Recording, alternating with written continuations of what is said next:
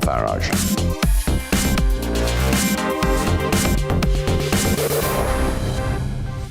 I'm Dan Wootton. Join me Monday to Thursday from 9 to 11 for the feistiest and most fun news debate on TV, where free speech reigns. I'll bring you a sharp take on the day's biggest stories, bombshell newsmaker interviews, and A-list guests.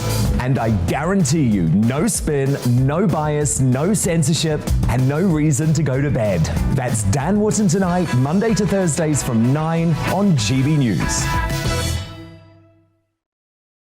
Hello there, I'm Eamonn Holmes. And I'm Isabel Webster. And we hope you can join us for Breakfast with Eamonn and Isabel. You make me laugh out loud, belly laugh. Is that important first thing in the morning? Yeah, absolutely. And there's me trying to be deadly serious.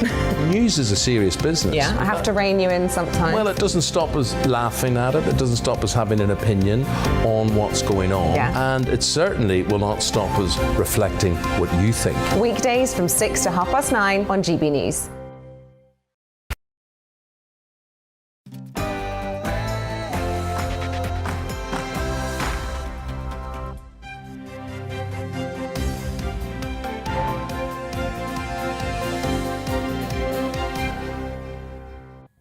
A very good morning to you. It is 6 o'clock. It's Friday, January the 7th. You're watching Breakfast on GB News on your TV and on your radio. And a reminder, you can find us now on DAB+. Coming up this morning, the cost of living will hit 65-year-olds the hardest as free NHS prescriptions could be axed from April, and more than 1 million workers could pay more in taxes over the next 4 years. Is this fair? Scientists are warning that more than 1 in 50 people in Britain will be living with dementia by 2050 unless we adopt healthier lifestyles and improve education. Liftoff. Pre-departure tests are history in England as travel restrictions are eased. We'll be live at Southend Airport later with what you need to know if you're looking to escape the winter blues.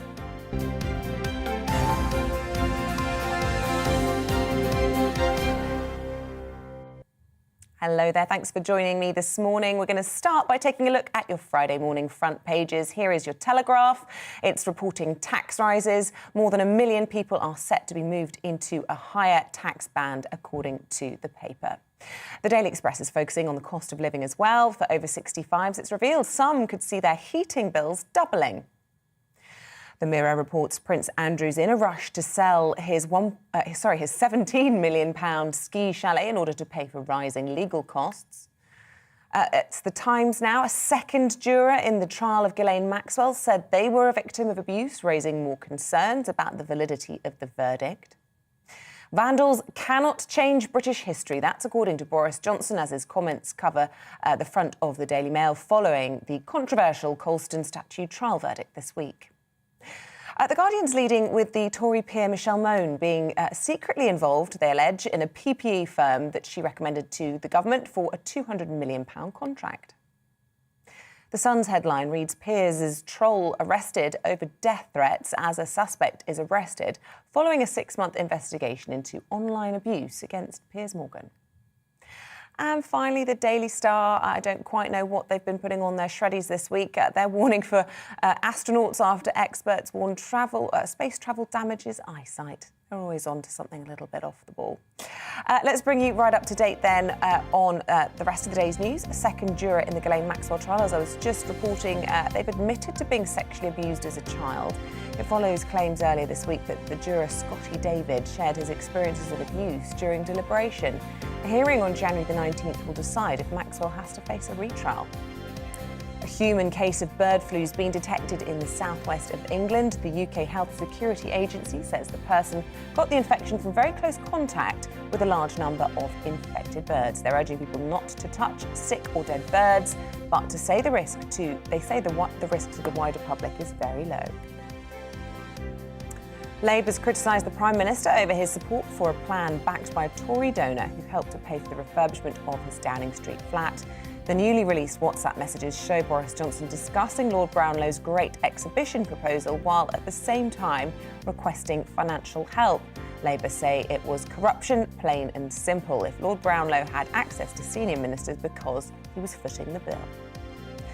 The number of adults living with dementia in the UK is expected to increase by 75% Researchers say population growth and ageing means 1.6 million could suffer from the condition by 2050, up from just over 907,000 in 2019. And unless addressed, 4 risk factors which are behind the increase: smoking, obesity, high blood sugar and low education. And new research shows that dogs can tell the difference between languages. Experts carried out a brain imaging study on 18 dogs and it showed different activity patterns to a familiar and unfamiliar language. Researchers say it is possible dogs' brains have changed during the tens of thousands of years they've been living with humans. Look at those puppies.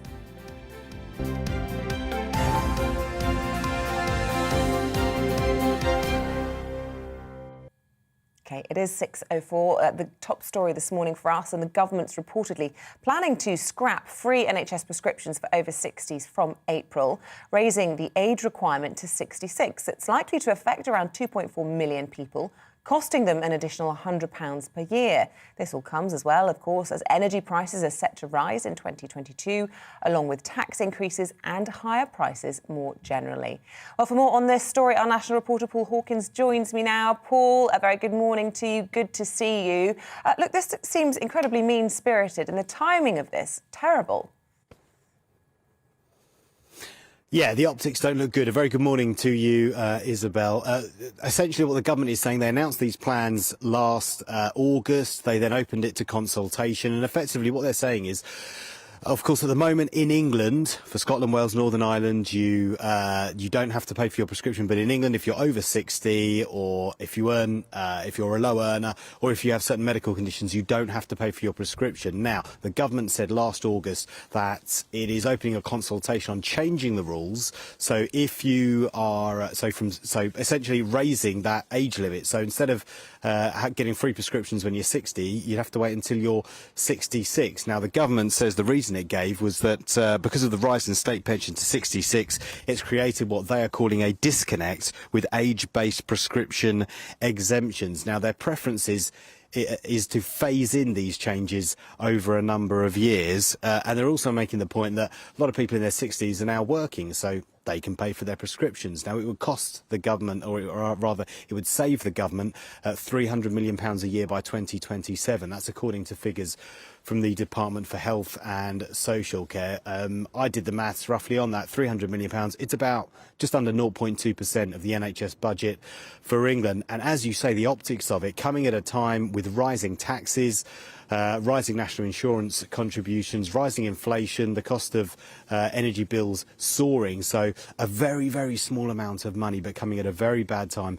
Doesn't look great for the government. They say they haven't made a decision yet, but analysts reckon it could happen as soon as the 1st of April. That's when prescription charge increases happen. They actually have to tweak the law. There are NHS regulations that they have to tweak around about February, March time every year so that they can then put up the cost of prescriptions. So a lot of analysts are forecasting that they'll do that this April. At the same time as increasing prescription charges in line with inflation, they'll also change the age at which you qualify for free prescriptions. But yeah, that remains to be seen whether they're going to do that or not yet. The government said they're thinking about it at the moment. You know, it's becoming a buzz phrase, isn't it, Paul, the cost of living crisis? But honestly, every day this week we've talked about it coming from a different angle. This morning, on the front of the Telegraph, they're talking about 1 million people being pulled into a higher rate of tax, 40 pence rate of tax bracket over the next 4 years. 1.2 million people could be paying the top rate.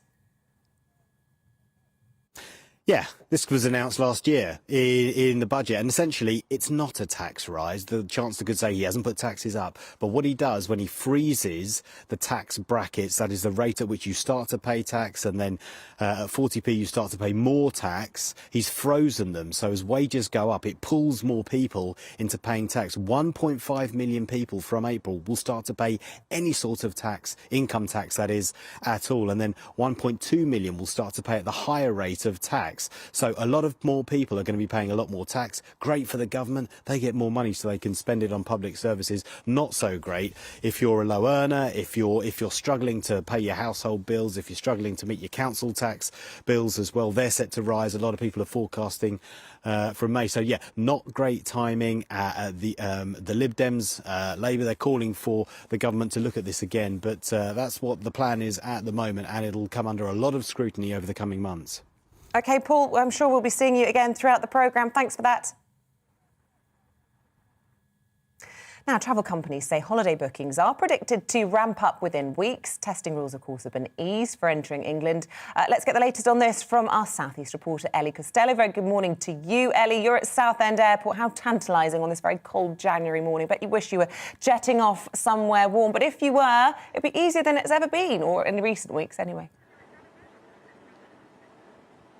Hi, Isabel, and good morning from Southend Airport in Essex. And yes, I wish I was going on holiday today, and that is going to be the reality for lots of people due to these travel changes coming into place today. It's going to be a lot easier and a lot cheaper for people to travel. It's being described as a shot in the arm for the travel industry. Really welcome changes that have come into place this morning. So what exactly has changed? Well, from 4 o'clock this morning, people who are fully vaccinated or under the age of 18 no longer need to have a rapid antigen test or a PCR test before they get on their flight back to the UK. And once they land here, they currently need to have a PCR test, but they don't need to isolate. So the rules previously where you'd have a PCR test on day 2 and you have to isolate until you have the results, that has changed from 4 o'clock this morning. You do not need to isolate. And then from Sunday morning at 4 a.m, the rules change again, where you don't need that PCR test or antigen test in order to get on your flight back to the UK.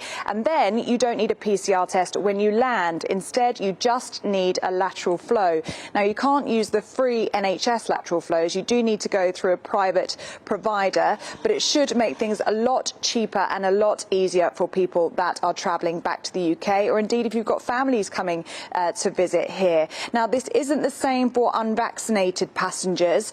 They will need to continue to have that pre-departure test. They also need to have PCR tests on day 2 and day 8 after they arrive back in the UK, and they do need to self-isolate for 10 days as well. So it's quite important to note that. I did speak to travel expert Paul Charles about these changes and why they were brought in. Obviously introduced these changes to help fight Omicron, but from the outset it was clear Omicron was already pretty active in the UK, so they weren't needed. But the government felt, from a health point of view, they had to introduce these tough, onerous restrictions from the outset. They haven't worked. They haven't stopped Omicron coming into the UK. No travel restrictions stop infections crossing borders, as has been seen in the UK, in Australia, in New Zealand and elsewhere. We in the sector have been fighting for these changes to take place sooner. At last, they're happening over the next 48 hours, and it means that consumers can travel with more confidence and certainly as safely as they did pre-Omicron. So, as you just said, it's been a really difficult 2 years for travel, and with all these variants, it does seem like it's a new set of travel restrictions each time. People will be hoping that this will be our final one and it's the light at the end of the tunnel, and the outlook for 22 is looking really positive. What do you think this year is looking like in terms of travel? Consumers have faced border restrictions, closures of borders, red lists, testing, PCR. The last 2 years has been a nightmare for many people. They haven't been able to see family or friends, or often visit for important business trips. So at last, we're seeing light at the end of the tunnel. We're seeing testing regimes fall down. We're seeing the government realize that to live with COVID, they have to put in place less testing. And all of that means that confidence will grow. Consumers will be happier to book trips for Easter and for this summer. And travel firms are already seeing the benefits of these changes. They're already seeing huge numbers of consumers come back and book again with confidence. And I think 2022 will be a strong comeback year. It'll be a chance for the travel sector to recover and a chance for jobs to be saved. Travel expert Paul Charles there. And as you just heard, Isabel, this has been a much needed boost to the travel industry that have had a really, really tough 2 years. And by the sounds of what Paul Charles was saying, it does sound like consumer confidence is back. British Airways say searches for holidays have increased by 40% on Wednesday. That's when these changes were announced. And EasyJet have already said that their Spanish destinations, the flights being booked to those are up 427% this week. And here at Southend Airport, EasyJet have announced that they're going to have flights to Mallorca and Malaga, which I know will be very popular with the residents of Essex. But the point is that people can now book with short-term confidence. They know that they're going to be safe for spring and summer holidays without these testing rules being reapplied. And travel experts say that this is a really important step towards getting back to normality and learning to live with this virus. Yeah, it's such a key time of year as well, isn't it, to be planning your summer holidays. Mallorca and Malaga just sound like heaven. Ellie, thank you so much. Coming up after the break, we're going to be discussing house prices, why they might be about to fall for many owners. We'll tell you why. First, here's your forecast. It's time to remind ourselves there's always another winter. Canary Islands sponsors the weather. Morning. A few places waking up to a covering of snow this morning. Further sleet and snow showers to come during the day today, and quite icy out there as well. There are Met Office warnings in place. Here's the bigger picture. Low pressure to the north. This set of weather fronts just moving its way towards the southwestern corner of the UK through the day, but it's actually across the northwest where we've got snow showers coming in at the moment. Western Scotland, Northern Ireland, parts of Northern England and North Wales. Snow mostly over hills, but some down to lower levels. As I said, some places waking up to a covering, and further heavy showers coming in through the day. We'll see a mixture of rain and hill snow across South Wales and southwest England around the middle of the day. Possibility of a bit of snow to low levels, but mostly it'll be over the moors and the Brecon Beacons. Much of the east dry and fine, but it's cold wherever you are. 3 or 4 degrees out on that wind, and it feels much closer to, if not below, freezing. Still some showers to come this evening. Then across the south, a mixture of sleet and rain at low levels. They scoot away. It turns cold and frosty for a time before more cloud and rain come in from the Atlantic. That will start to lift the temperatures in the west. But certainly for a time through tonight, we will again see a fairly extensive frost forming. But things turning milder into the weekend. Still cold enough for some snow on the hills of northern England initially, and across the mountains of Scotland. But for most, Saturday will be a damp day. Certainly a wet start, a pulse of heavy rain. It looks like moving across England and Wales. Turning drier in the west come Saturday afternoon. A mixture of sunshine and showers, and turning milder, although not feeling very mild, with the wet weather lingering across the eastern side of England. Those set of weather fronts do clear away, and then a bit of a gap between weather systems on Sunday. There'll be some showers across the northwest and later rain across Northern Ireland and Wales. But for many, Sunday is the drier and brighter day this weekend. Canary Islands sponsors the weather.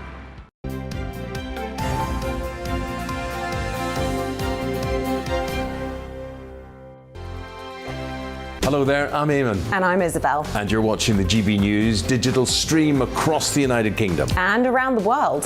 If you're here in the UK, you can also watch us on your TV screen. GB News is Freeview channel 236. On Sky, we're channel 515. 626 on Virgin Media. Just remember, you might need to retune your TV to watch the channel. Yeah, and if you are doing that, find out more about retuning by going to gbnews.uk.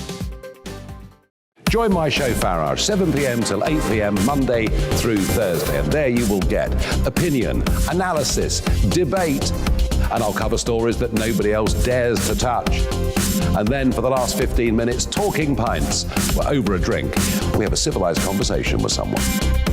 We very often disagree, but we do it in a grown-up way. Come and join me on Farage.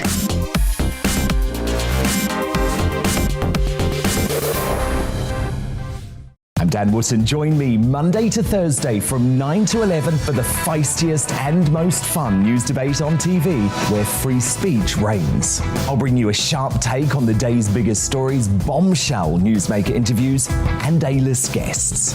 And I guarantee you, no spin, no bias, no censorship, and no reason to go to bed. That's Dan Wootton tonight, Monday to Thursdays from 9 on GB News. Hello there, I'm Eamonn Holmes. And I'm Isabel Webster. And we hope you can join us for Breakfast with Eamonn and Isabel. You make me laugh out loud, belly laugh. Is that important first thing in the morning? Yeah, absolutely. And there's me trying to be deadly serious. News is a serious business. Yeah, I have to rein you in sometimes. Well, it doesn't stop us laughing at it. It doesn't stop us having an opinion on what's going on. Yeah. And it certainly will not stop us reflecting what you think. Weekdays from 6 to 9:30 on GB News.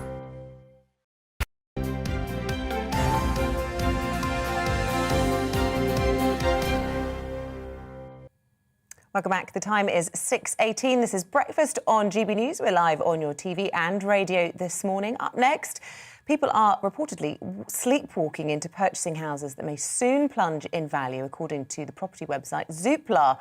New housing efficiency standards will apparently cost homeowners thousands and result in the value of houses falling.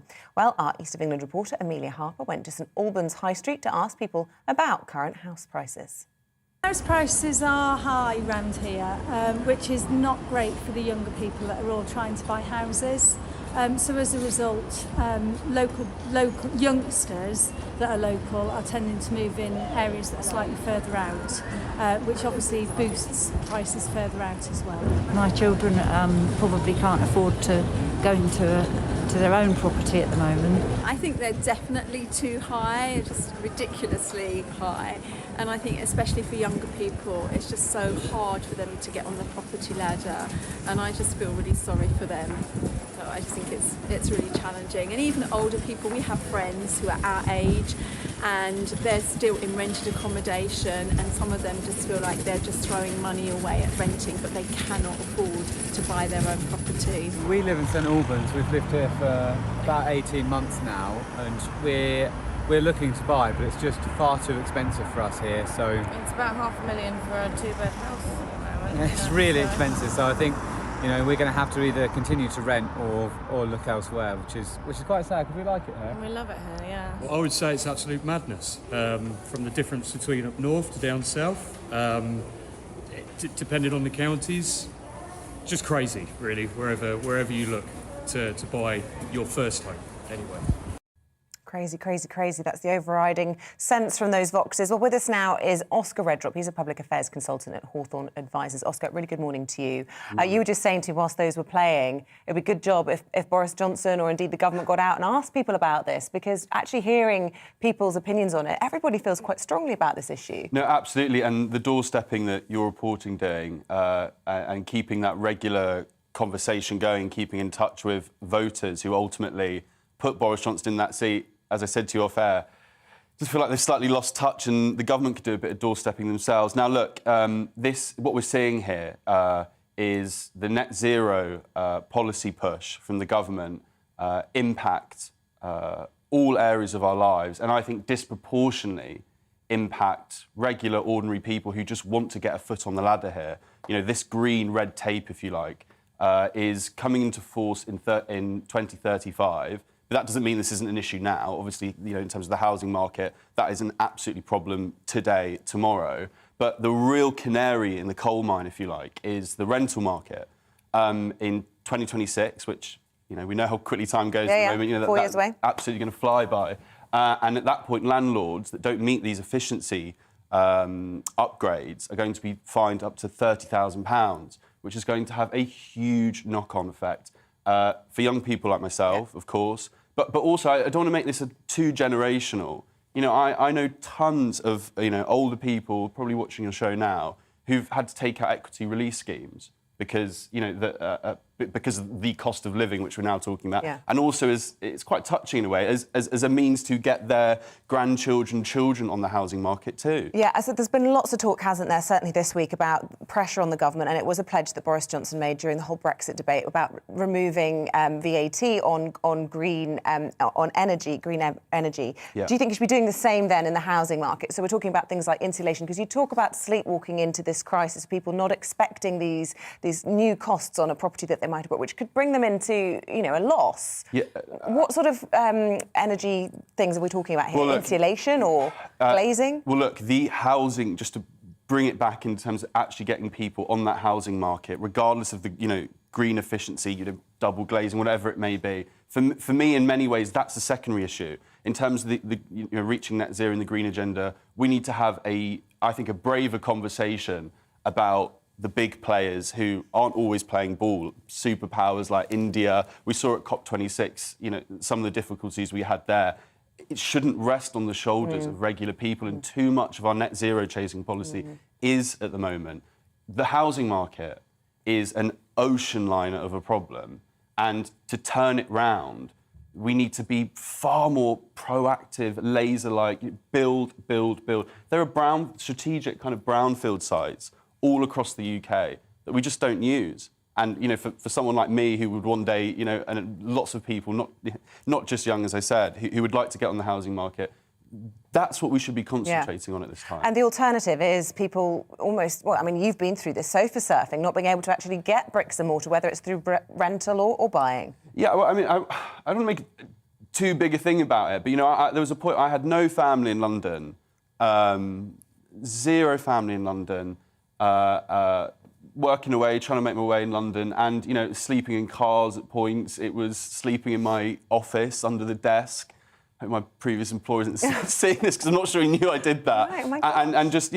And the goodwill of friends putting me up on sofas whilst trying to make your way in the world. And that's because not just this government, but governments for many years haven't treated housing with the respect and the importance that I think it deserves. And I suppose there is a whole, and again, I know you're reluctant to make it a generational thing, but there is a whole generation of people who benefited a great deal to seeing house prices just increase by doing nothing, just sitting on these properties, and at the same time, at the bottom of the market, it's creating a much bigger problem. And a lot of people living alone in these huge houses when small families could never even dream to afford them. I know, and it's a social mobility issue. We talk, we see a lot of virtue signalling about, I don't know, the whole statue stuff at the moment in terms of what our society should be and look like, and saying the right things. But actually, I just wish the debate sometimes was slightly more sensed at the boring bricks and mortar stuff. That's social mobility for me. Yeah, that's so interesting, because a lot of people do say that the younger generation are more concerned about looking back in history and trying to right the wrongs, when actually we've got plenty of problems to be dealing with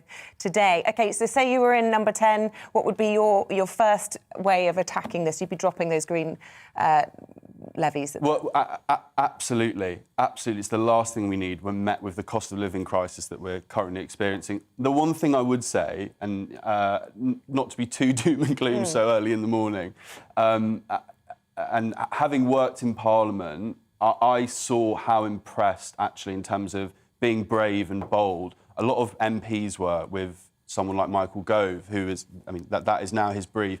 So I hold out hope that Gove, over the next few, months and years, and if rumours of an early election are to be believed, needs to get a move on sooner rather than later, can turn this around and just build some homes, build some affordable homes, and get the transactions going, and get the housing market moving. Don't waste your time with tying people down with, green red tape like this.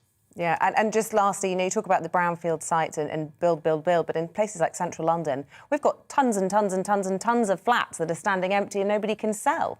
No, again, very true. And I have to say, not to place all the responsibility on central government, because, metro mayors, regional mayors have a lot of power in terms of house building as well. And there's a real variance in terms of how successfully they do that. Sadiq Khan's house building is nothing short of a disgrace. Whereas if you go up north to, somewhere like Teesside, Ben Houchen is hugely proactive and making sure, as you said, properties are not just left completely vacant. And finally on that, and another really smart thing that's done up north, actually, is, renewable energy and carbon capture is done on an industrial level, and that's where the priority is. It isn't placed on the shoulders of an already burdened, ordinary folk. Yeah, OK. Look, really good to talk to you. Oscar Reddrop from Hawthorne Advisors. His message loud and clear: drop the eco-red tape. Thanks very much for joining us. Let us know if you agree with him. Up next, Eamonn's joining me in the studio. We'll be listening to what you think about the latest stories, where you live, and we want to know if you have a plan for when heating bills are rising.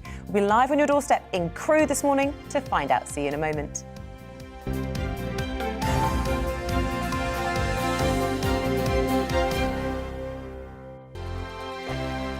Hello there, I'm Eamonn. And I'm Isabel. And you're watching the GB News digital stream across the United Kingdom. And around the world. If you're here in the UK, you can also watch us on your TV screen. GB News is Freeview channel 236. On Sky, we're channel 515. 626 on Virgin Media. Just remember, you might need to retune your TV to watch the channel. Yeah, and if you are doing that, find out more about retuning by going to gbnews.uk. Join my show Farage, 7 p.m. till 8 p.m. Monday through Thursday. And there you will get opinion, analysis, debate, and I'll cover stories that nobody else dares to touch. And then for the last 15 minutes, talking pints. We're over a drink. We have a civilized conversation with someone. We very often disagree, but we do it in a grown-up way. Come and join me on Farage.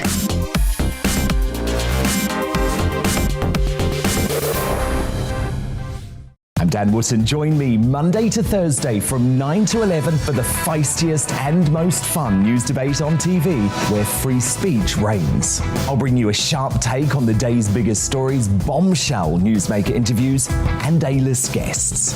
And I guarantee you, no spin, no bias, no censorship, and no reason to go to bed. That's Dan Wootton tonight, Monday to Thursdays from 9 on GB News. Hello there, I'm Eamonn Holmes. And I'm Isabel Webster. And we hope you can join us for Breakfast with Eamonn and Isabel. You make me laugh out loud, belly laugh. Is that important first thing in the morning? Yeah, absolutely. And there's me trying to be deadly serious. News is a serious business. Yeah, I have to rein you in sometimes. Well, it doesn't stop us laughing at it. It doesn't stop us having an opinion on what's going on. Yeah. And it certainly will not stop us reflecting what you think. Weekdays from 6 to 9:30 on GB News.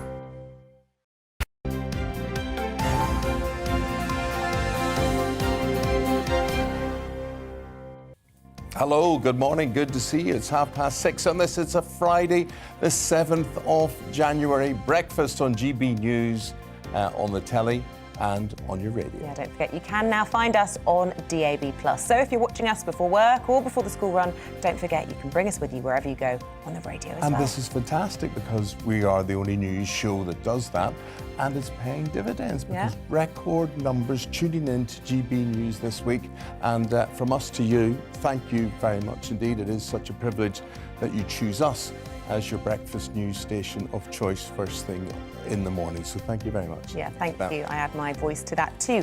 Coming up this morning, the cost of living will hit 65-year-olds the hardest as the Daily Express is reporting free NHS prescriptions could be axed from April. Is this fair? Plus, scientists are warning that more than 1 in 50 people in Britain will be living with dementia by 2050 unless we adopt healthier lifestyles and improve education. Amongst those healthier lifestyles is to get more sleep. So I did not wake up today feeling... We're doomed. We're doomed. We're doomed. Yeah, there is a correlation. Lack of sleep. I know. No, it's true. How are you sleeping? Not great. I'm pretty tired, I'm not going to lie. But plenty of people work shifts in this country. Are you like us, shift workers? Are you exhausted? Are you worried about the implications it has on your health? Have you had dementia in your family? So many people affected by the disease. My grandmother had it. It was awful. Yeah. As you say, the ripple just goes out there. So many people affected by this, and very, very, very sad. So we asked you on Twitter this morning, also, again, we're talking about pets, something more cheery for a Friday. And we have had loads of responses coming in. What have we got, Isabel? Well, we've got this from Anna Marie. She says, my 2 dogs learnt certain words or sentences very quickly. We changed the code words. Now they know the code words, very intuitive, and I believe they understand so much of what I say. So this is the research that shows that pets can understand different languages. It's tone, isn't it? Or maybe you're holding the lead. I don't know if you can see this on the front page of the Daily Telegraph today, and they talk about the rise of the British dog baby. And listen, I've got a dog, right? Of course I've got a dog. Our dog is an adopted dog. It's a rescue dog.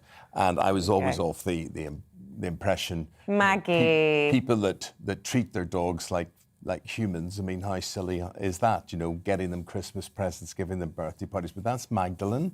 We call her Maggie when we adopted her. But you know, why I love her so much is... and I got a statue made.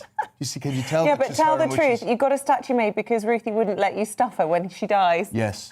Taxidermy's not an option, so we'll get her in iron. That's basically it. I mean, I thought she's small enough to stuff, basically. You know, if you went into a museum or hotel, you wouldn't think anything of it. And I think, do you think that's weird? I do think that's really weird. That being said, it's not just dogs people go crazy for. Shout out to cat people. I'm from a cat family. I think my dad prefers his cat to definitely his children. Yeah, I think the order of goes the cat, my mum, my children, and then me and my brother. We're bottom of the pecking order. But lots of people prefer animals to humans, don't they? Well, I would say if you are going to get an animal, adopt, don't shop. I genuinely would say that. Daryl on Twitter, my wife and I have 2 greyhounds. I suspect they may well have adopted those, actually. Danny and Birdie. And they understand the words we have taught them, which include food-related words such as biscuit and milk.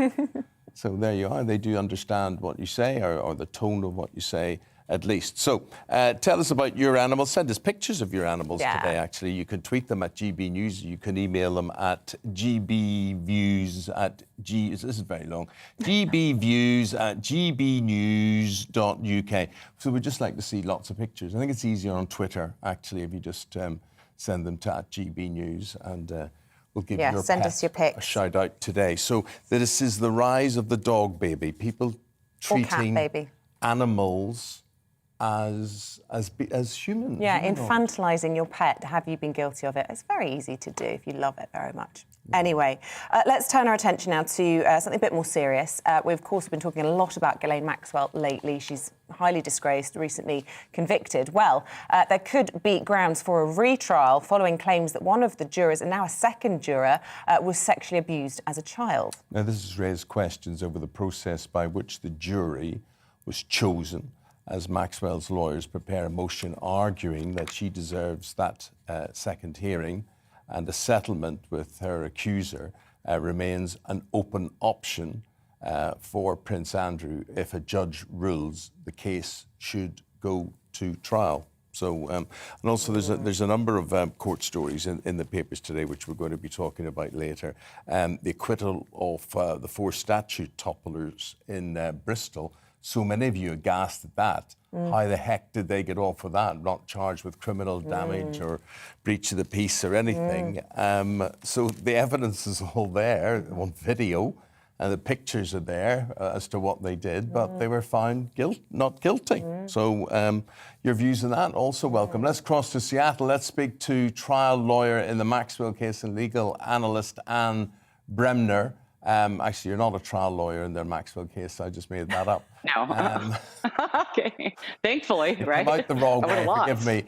Good morning. Please tell us more about this juror's case, and how did this juror get past the vetting procedure? Well, that's a huge question in this case. There was a lengthy questionnaire asking about, have you, a family member, or anyone you know, been a victim of abuse, child abuse, sexual abuse, anything like that? He had to have answered that question. If he said yes, he might have been stricken from the jury, at least been asked about this. But he was like out in questioning for like seconds, as he said, and came back out. So it sounds like he didn't answer that truthfully. So the question is, if he didn't answer that truthfully, and they would have had a challenge that they could have exercised for cause, which is basically a strike that you get extra from, peremptory challenges, they may get a new trial for Maxwell. But here's the other thing.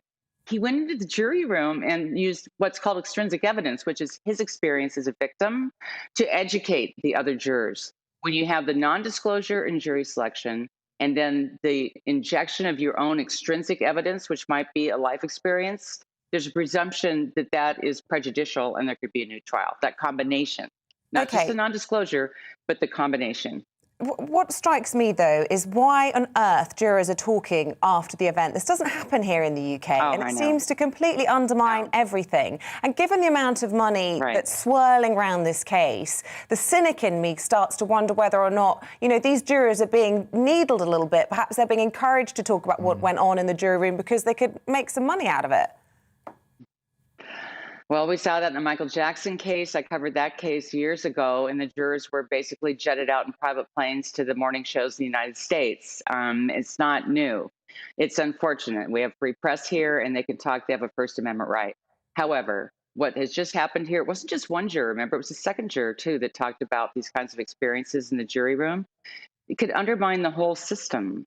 And then he also, this particular juror has to have a lawyer now appointed to him.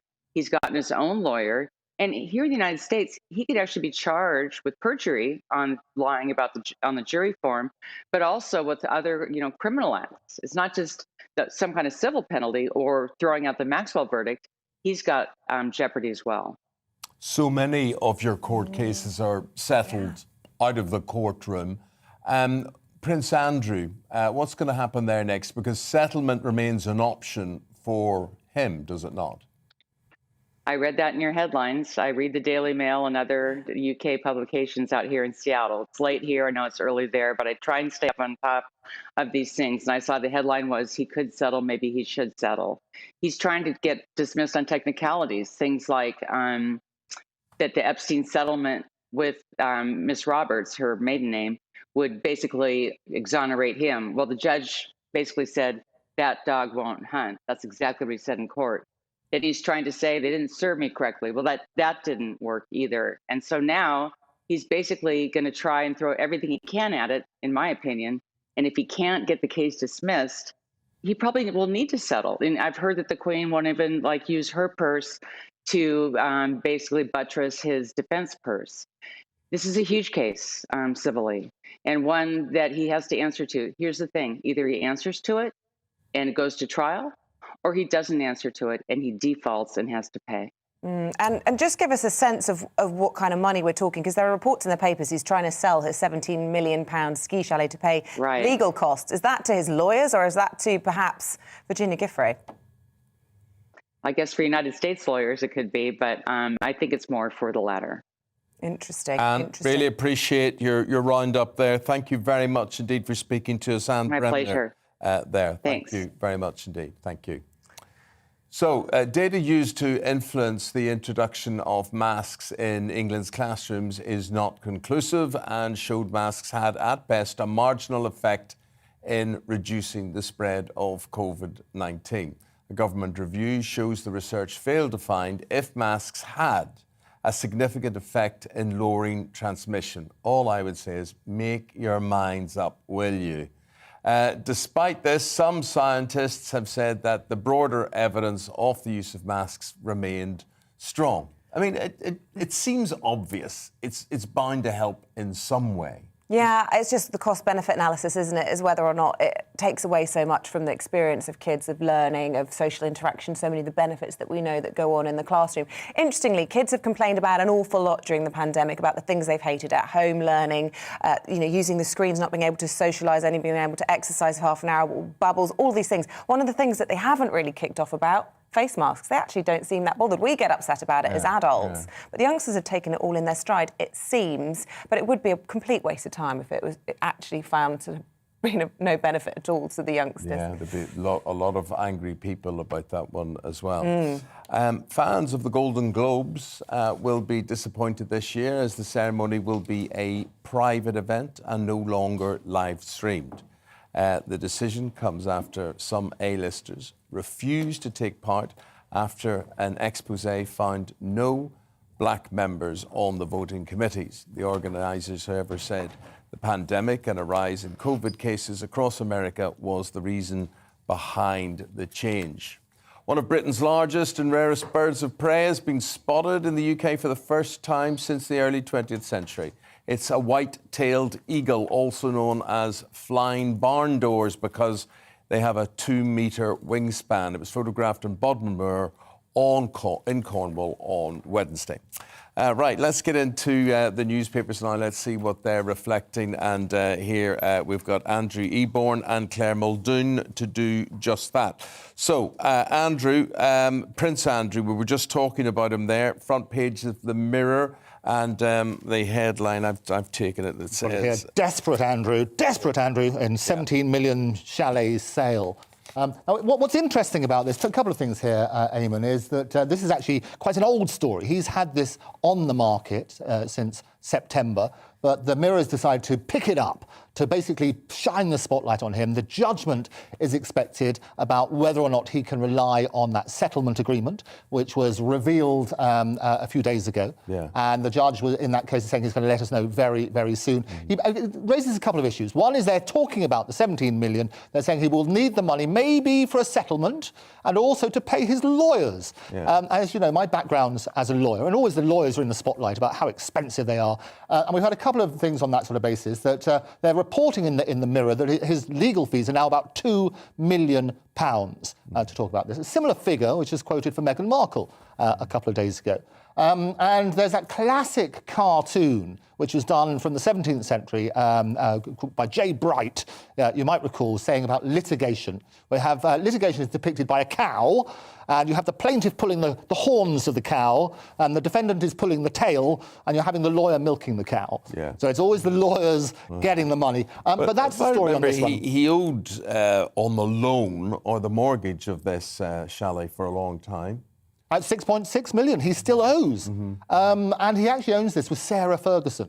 So they're looking at that sort of stuff. I think that the Mirror may, because they're also saying that the Queen won't support her son, which I don't necessarily buy. I think she will be there. They will stand behind, although they're also reporting that both William and Charles are saying Andrew's all on his own on this one. OK, everybody's in this one together, and this is a sort of squeeze on the cost of living. Front page off the Express, there's the sort of headline, and they're saying, Claire Muldoon, that it will hit over 65s the hardest. Yeah, they are. And they're saying that they're, on average, they're going to be paying £340 a year more than the under-30s would say. And that, of course, is because they're living in the houses, because they're retired. They're not out working, they're not out doing other things that someone half their age would do.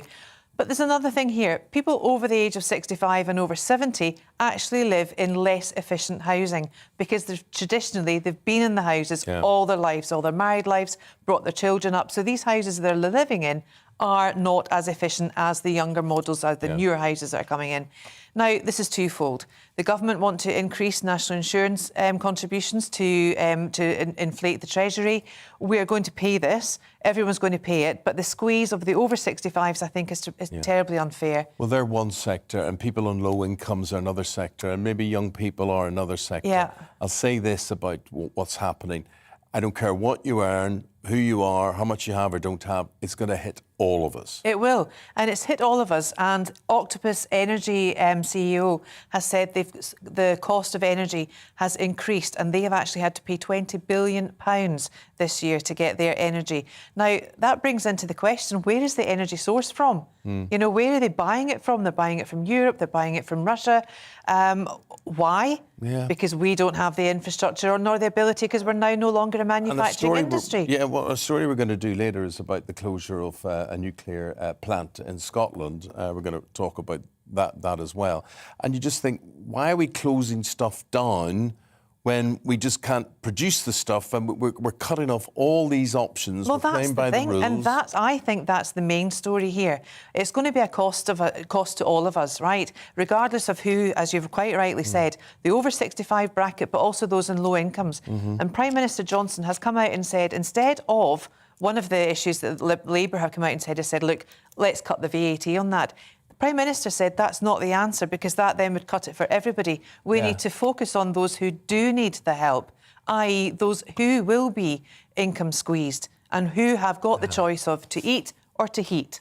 I'm going to ask you two, and you don't have to answer me, but from a controversial point of view, all our energy problems and indeed our funding of social care or the NHS could be solved by one word or one deed: fracking. Now, how controversial is that? Is there anybody out there who says, because we always hear about the people who object to fracking, is there anybody out there who says, I'd give fracking a go, or I think we should do it? What do you think? What do you think the mood is on that? I think people have actually forgotten about fracking, to be perfectly honest with you. I've got my eldest daughter's a geographer. She read geography at Queen's, and she said, well, you know, she's sitting on the fence of it.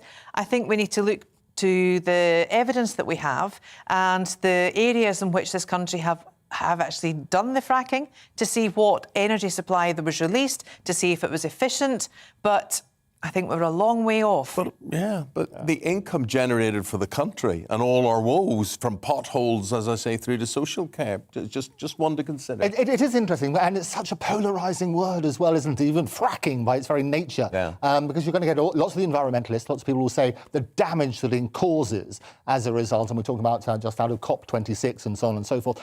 I think what we need to do is look at the evidence. Because so often it's like the media, you basically go to your own prejudices. A word like fracking is so emotive that you're going to get people who are either going to say, it's terrible, we should never look at it, or very sensibly, let's have a look at it and see if it's justifiable as a means of raising it. But you're right, people always say, look, we're all in this together. We're all in the same boat, which I think is wrong. We're not in the same boat. We're in different boats, but all on the same sea. And I think if you look at the need that people have, we need to make sure that everybody's taken care of.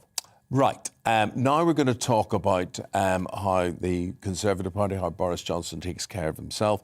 And this is under the subject of Tory sleaze. And sleaze and squeeze and sneeze. I mean, those are all the things. And yet again, more revelations, Eamonn. And what this is, it's basically some WhatsApp messages have been released. And you think, hang about, WhatsApp is supposed to be secure. It's supposed to be encrypted. The point I always make is that why is this coming out now? All of a sudden, people are sort of pushing this agenda, turning around, and I can tell you the best cure, the best disinfectant is sunlight. We will get lots of revelations, whether it's about parties, whether it's about double jobs, whether it's about secret things happening here, there, or everything. The best thing that everybody can do is to turn around and say, look, this happened, this is what's going to be, I've got it wrong, let's basically make a clean sweep. Because otherwise, more and more revelations will happen. And I think what we have to do before the next election is basically get it all out of the way. Because at the moment, they're basically suffering with all of these allegations of sleaze and all that sort of stuff. There are a few issues here, and it's interesting. Bottom line for me is, right, it's how they acquire the money, how they acquire the sponsorship for renovating Number 10 and all sorts of things. But have you ever been in Number 10? No. Yes, I have, many times. Well, I'll tell you this, my friend, and I think you'd agree with me. If it was your house or my house, you would say, will somebody bloomin' decorate this place? Because it's just like a civil service building. Now, it also entertains kings and queens and presidents and celebrities. It advertises Britain abroad. Absolutely. Now, my point is, why is Johnson even having to justify this? You know, because I don't care who's in power, Labour, Conservatives, Lib Dems, whatever. The place should be done up to a high level. Absolutely. It's a wonderful way of representing us to the world. Boris himself described it in his wonderful WhatsApp message as a tip, and which is why he got Lulu in to help. It's creaky, and I mean, I know there's outrage at her fees and the amount of money but I'll tell you, try and hire an interior designer in the London area, and those figures won't seem as outrageous as there. And it is extraordinary, though, because you start talking about the wallpaper and the gold fleck, and it's basically Carrie who's helping design this on that sort of basis. But what is interesting, you're absolutely right, we need to have that as a sort of representation. Does it mean that he didn't get enough money?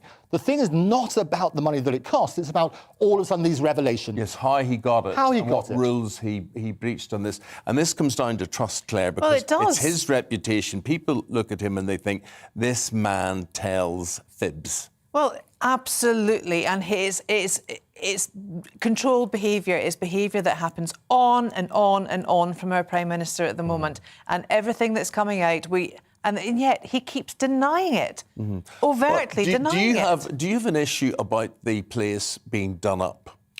No, I don't, for the reasons that you've mentioned, it being a state centre, you know, a global, international place of politics, and we need to be able to preserve that. We don't, however, I don't think, need to preserve it at such a great cost, and I think it should be checks and balances, and we as taxpayers who are paying for this, who are enabling this, OK, it's private donors that are giving them the money to pay for it, but ultimately it's coming out of the UK Treasury coffers somewhere down the line. Money is moved, it's moved around, we're paying for it, and we should be able to know how much it's cost. He shouldn't be hiding behind WhatsApp messages, text messages.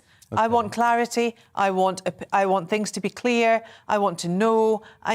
he's our leader. Transparency is what you say, because it goes from Peppa Pig to Porky's, doesn't it? And we work on that basis. I'm going to keep talking about clutter and design and things like that, because I walked past a charity shop yesterday and the logo was donate, don't accumulate. Right. And we all have too much stuff, and particularly at this time of the year, you think, let's get rid of it. Let's lead more simple lives. Do you agree? Do you disagree? We all want to hear your views, and Isabel is across some of those.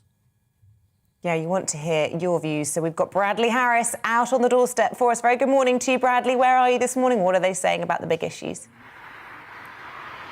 Good morning, both. Yeah, that's right. I've come to Aldlam in Cheshire to find out what people are thinking about those big news stories today. One big thing that we're talking about on GB News this morning is, of course, the cost of living, groceries going up, fuel prices, and also your energy bills as well. Are you seeing those go up? Let us know if you're in and around Aldlam today. I'm going to be here all morning finding out your thoughts on these big issues. One person who I want to chat to, though, is James McGregor. He lives here in Aldlam in this fantastic cottage. This village is around 2,500 people. You're one of them, James, that lives here. Good morning. You're live on GB News on television and on radio this morning. Just want to chat to you about cost of living then. Have you seen things like your house energy bills go up? Things like your grocery shopping, your weekly food shop go up. How is it impacting you? Well, I work in the agricultural sector, agricultural contractor, so we've seen fertiliser prices go up by 200%. Red diesel has gone up 71% since 2020. All of that is going to end up reflecting on the consumer, who, you know, food prices will end up soaring. You put that with energy costs going up through the roof, everything like that, it's just inflation is a serious issue at the moment. Yeah, and I took a little drive around Aldlam into the village a little bit earlier this morning. I can see loads of local independent shops. Really nice to see, actually. It's rare that you see that in some towns and villages. Do you think this is going to have a knock-on effect with those businesses, do you think, and them having to raise their prices? 100%. You know, your independent places are going to become more and more expensive. Your supermarkets who can buy in bulk will become more competitive. It's going to drive your local independent people out. You know, because at the end of the day, your consumer, your normal working person, who is going to end up looking for every penny to feed the family, is going to have to look for the cheaper option. And unfortunately, your supermarkets are going to be that option. You know, there has to be a way that we can change that. You know, and things like, you know, the way that energy bills are going and stuff like that, with a reliance now on this so-called green energy and stuff like that, which obviously isn't working. You know, all this has to change, and you have to look at what's going to benefit the honest working sort of person, really. Yeah, and James, we talk about things going up, but actually salaries aren't really going up. Not at all. Are you going to be pinching the pennies, saving this year? Without a doubt. Like I say, you know, as someone in agriculture, that farming, where everything is going up, bills are going up, your price of tractors are going up, your red diesel's going up, insurance is going through the roof. The price that we're actually getting at the end of it, and me as a contractor, my customers are getting at the end of it, isn't changing at all. And my grandfather was a dairy farmer. Now, he got out of milking in 1998. He was getting near enough per litre what in 1998 as they're getting now. Now you can imagine your feed costs and all your vet bills and everything has gone up exponentially, but the actual price you're getting per litre hasn't gone up in accordance with that at all. Yeah, and it's the same with every industry, you know, and everything. And all it is screwing and tightening on the honest working person, like. Yeah, well, James, really good to get your thoughts on that. And obviously, you've been actually out since the early hours yesterday, and now you're finishing your shift right now. It's off to bed, I imagine, for you. It will be. It will be. I'll have something to eat and off to bed. I was out at 5 o'clock yesterday afternoon. I've only just got back an hour ago. But that just shows what we have to do now. We have to take every opportunity to try and earn some money to feed my family. I've got a 2-year-old. We had a little girl born 2 weeks ago. You know, and I'm having to go out and do everything above and beyond to try and feed the family. Well, James, good to get your thoughts on it. I'll let you get to bed. Really nice to chat to you. Just interesting, isn't it, to hear the thoughts from people here in Aldlam as people are starting to really save and pinch those pennies as we head into the new year. Thanks, Bradley. Thank you very much indeed. So that cost of living squeeze, we're going to hear so much about that for the next few months about that, and I hope it's not affecting you too badly. Coming up, do you currently receive free prescriptions? Well, that could be about to change because we're going to be updating you with new rules right after this break. But first, the weather forecast. It's time to remind ourselves there's always another winter. Canary Islands sponsors the weather. Morning. A few places waking up to a covering of snow this morning. Further sleet and snow showers to come during the day today, and quite icy out there as well. There are Met Office warnings in place. Here's the bigger picture. Low pressure to the north. This set of weather fronts just moving its way towards the southwestern corner of the UK through the day, but it's actually across the northwest where we've got snow showers coming in at the moment. Western Scotland, Northern Ireland, parts of Northern England and North Wales. Snow mostly over hills, but some down to lower levels. As I said, some places waking up to a covering, and further heavy showers coming in through the day. We'll see a mixture of rain and hill snow across South Wales and southwest England around the middle of the day. Possibility of a bit of snow to low levels, but mostly it'll be over the moors and the Brecon Beacons. Much of the east dry and fine, but it's cold wherever you are. 3 or 4 degrees out on that wind, and it feels much closer to, if not below, freezing. Still some showers to come this evening. Then across the south, a mixture of sleet and rain at lower levels. They scoot away. It turns cold and frosty for a time before more cloud and rain come in from the Atlantic. That will start to lift the temperatures in the west. But certainly for a time through tonight, we will again see a fairly extensive frost forming. But things turning milder into the weekend. Still cold enough for some snow on the hills of northern England initially, and across the mountains of Scotland. But for most, Saturday will be a damp day, certainly a wet start, a pulse of heavy rain. It looks like moving across England and Wales. Turning drier in the west come Saturday afternoon. A mixture of sunshine and showers, and turning milder, although not feeling very mild, with the wet weather lingering across the eastern side of England. Those set of weather fronts do clear away, and then a bit of a gap between weather systems on Sunday. There'll be some showers across the northwest and later rain across Northern Ireland and Wales. But for many, Sunday is the drier and brighter day this weekend.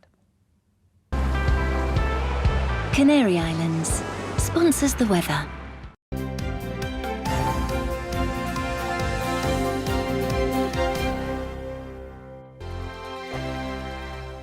Hello there, I'm Eamonn. And I'm Isabel. And you're watching the GB News digital stream across the United Kingdom. And around the world.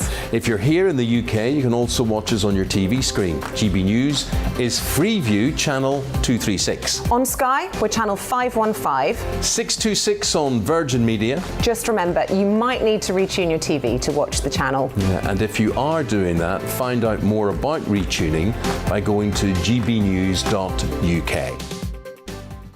Join my show Farage, 7 p.m. till 8 p.m. Monday through Thursday. And there you will get opinion, analysis, debate, and I'll cover stories that nobody else dares to touch. And then for the last 15 minutes, talking pints. We're over a drink. We have a civilized conversation with someone. We very often disagree, but we do it in a grown-up way. Come and join me on Farage.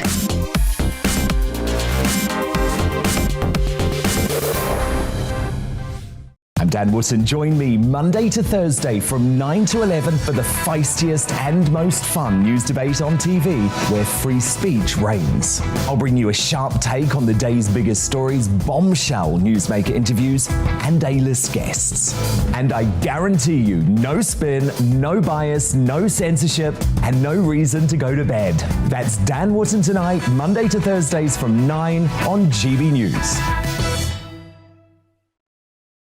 Hello there, I'm Eamonn Holmes. And I'm Isabel Webster. And we hope you can join us for Breakfast with Eamonn and Isabel. You make me laugh out loud, belly laugh. Is that important first thing in the morning? Yeah, absolutely. And there's me trying to be deadly serious. News is a serious business. Yeah, I have to rein you in sometimes. Well, it doesn't stop us laughing at it. It doesn't stop us having an opinion on what's going on. Yeah. And it certainly will not stop us reflecting what you think. Weekdays from 6 to 9:30 on GB News.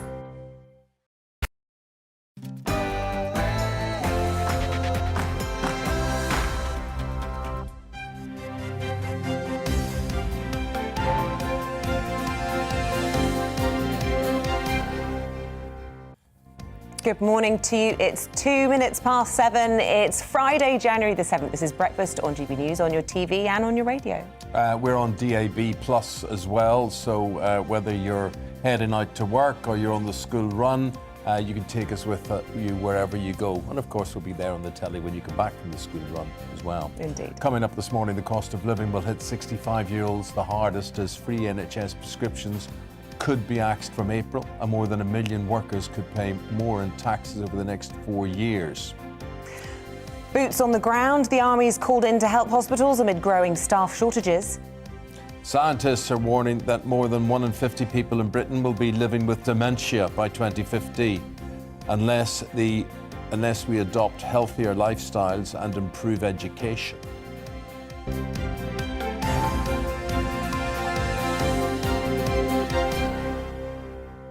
That's all the bad news. The good news is this morning we're asking you on Twitter if your pets can actually understand you. Do you think they can read your mind? They can read your language? Well, we've got lots of this coming in. We have. Jenny's tweeted saying, "My beautiful," which I think is referring to that lovely greyhound there, understands language but chooses when he wants to. This is him sneaking into my husband's bar and making himself comfy. Very good. Mm-hmm. As opposed to your husband making himself comfy in there. Donna has a picture of Abby, or has she got a picture of Abby? Abby, our dog, knows my ringtone when my partner is phoning, and when the call ends, she's up on the sofa looking for him. Mine's always up on the sofa looking for food. Abby he also knows words and sentences that would be a pass in primary school. The only thing she fails on is eating with a knife and fork. Oh, I bet your Maggie, the perfect dog, can eat with a knife and fork. I feel like Maggie's like the third part of this team. We hear a lot about Maggie, don't we? Well, it is. I mean, I go and say, if you go to a shelter and you see those little faces looking at you, you look at that. There she is. Look at that. That dog loves me. Do you love Maggie more than your own children? Be honest. I love her as much as my own Do children. you? Yeah. As much as? Yes. Wow. She's definitely part of the family. No, I always used to think, why would anybody jump into a river to save their dog or whatever? But I would not. Aww. Except that would be a bad idea because I can't swim. Is that true? Well, no, do you think I'm just sitting here lying and making it up? Wow, I'm just learning so much. Well, neither can I have 4 other brothers, neither can any of them. There you go. My mother was very protective of us. Oh, she didn't want you going in the water. Oh, no. Fair enough, We weren't even allowed to go into adult toilets, really. My mum we used to have to go into the ladies' toilet. She would bring you into... Yeah, I'd take my little boy into the ladies' Yeah, with but me. the trouble is I was 27. That's a bit weird. Oh, dear. A bit of a problem with that. Anyway, the government is reportedly planning to scrap free NHS prescriptions for the over 60s from April, and they will raise the requirement to 66. Yeah, so who is this going to affect? Well, apparently it will affect around 2.4 million people. It's going to cost an additional £100 a year, and all of this comes as energy prices are set to rise this year, along with tax increases, higher prices more generally. For more on this, let's go to our national reporter, Paul Hawkins. Paul, why is the government planning to scrap the policy that exists? It's a money saver, I presume.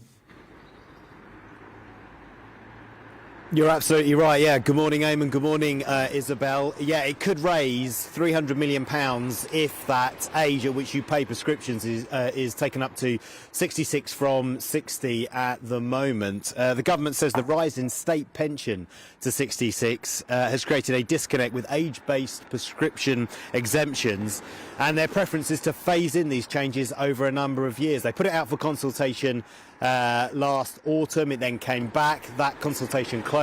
We've heard nothing since, so we don't know what the government is going to do. The government also making the point that a lot of people over 60 now work, so they can pay for their own prescriptions. But a lot of charities are saying that this could actually bring about cost the NHS more than it saves in the long run, because Parkinson's UK, Age UK, charities like that are saying that a lot of people who are on low incomes, who are struggling to survive, may decide not to take their medication or try and make it last longer, and that could exacerbate the condition which is the reason why they're taking the medication in the first place. So potentially short-term savings, but longer-term costs to the NHS. But that's what the government's planning to do.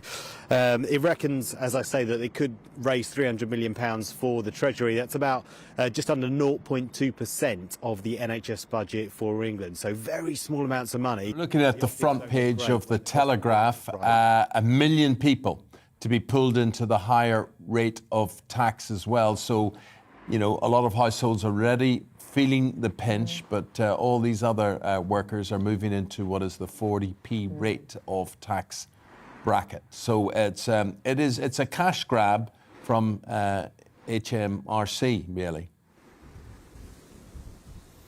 Yeah, this is according to analysis by the House of Commons Library, commissioned by the Liberal Democrats. They're calling it a stealth tax because essentially the Chancellor last October, he didn't announce that he's going to raise the rate of income tax. Instead, he was freezing the rate at which you start to pay the basic rate, that's at 12,570, and then the rate at which you pay 40%, that's 50,270. And by freezing the tax brackets, but wages still increasing roughly or still below inflation but still going up, it drags more people into paying tax over a number of years. So they reckon that it could raise billions for the Treasury by 2026. But yeah, stealth tax and also council tax rises potentially on the way as well. It's going to be really is going to be the year of the squeeze, it looks like. Yeah. Oh yeah, watch out! They you know, HMRC. They don't want anybody to be self-employed at all, so they villainise people like me who are in the public eye. Paul, you don't have to nod with this. You don't have to agree with this. Leave me to get into trouble about this. But it doesn't matter if you're a TV presenter or if you're a window cleaner or if you're a gardener or you're a taxi driver or a teacher or a supply nurse or supply teacher or whatever it is. They are going to hit you hard with national insurance. They'll hit your employers, the people who have you hard as well. They'll backtrack 8 years tax on you as well. And you just watch it. It's a big cash grab. But then, of course, the whole pandemic has to be paid for. Well, this is the thing. We're in a lot of debt. Look, whether or not NHS prescriptions should be one of the things that they try and recoup money for, let's speak to Dr. Andrew Vallance-Owen. He's a former medical director and chief medical officer of Bupa. A very good morning to you. This seems a bit mean-spirited. Is that fair? Good morning. Well, I think it's the inequity in the system. I think the whole system is very unfair generally. An awful lot of people get exemptions. And if you go back to when it was first brought in, the prescription charges back in 1952, a shilling a prescription in those days. The whole point and the concern then, and to me now, is the dilution of the principle of universal coverage, free at the point of service. That is being eroded. We've seen dental charges, and now we're seeing prescription charges going up, and particularly it's picking on the elderly and people with chronic conditions who aren't covered by the exemptions. So I think it's an unfair system. And there's an awful lot of waste in the system too. We hear that there's going to be savings of maybe £300 million from this. Well, Jeremy Hunt, I think when he was Secretary of State, said that there was a waste in the system of £300 million. Surely the thing is to tackle the waste and to try and ensure that the prescriptions are being done properly and being managed properly. And the other thing is that at the same time, I think a survey did in 2017 showed that nearly 30% of people weren't picking up their prescriptions then because of the cost of the prescriptions. So there's inequity and unfairness in the system, yes. But you talk about the exemptions there, though. I mean, isn't that the way that we make sure that the most vulnerable are protected? I mean, there are so many exemptions, and presumably those are going to remain, and, you know, it should be protecting those that need it the most. It should, and there's an element of that in there, but the exemptions themselves are need sorting out, because some chronic illnesses for which people have to constantly pay for their prescriptions are not covered by the exemptions. So arthritis, asthma, things like Crohn's disease, you still have to pay for your prescriptions, whereas diabetes is an exemption. So that needs to be sorted out. So there's unfairness there.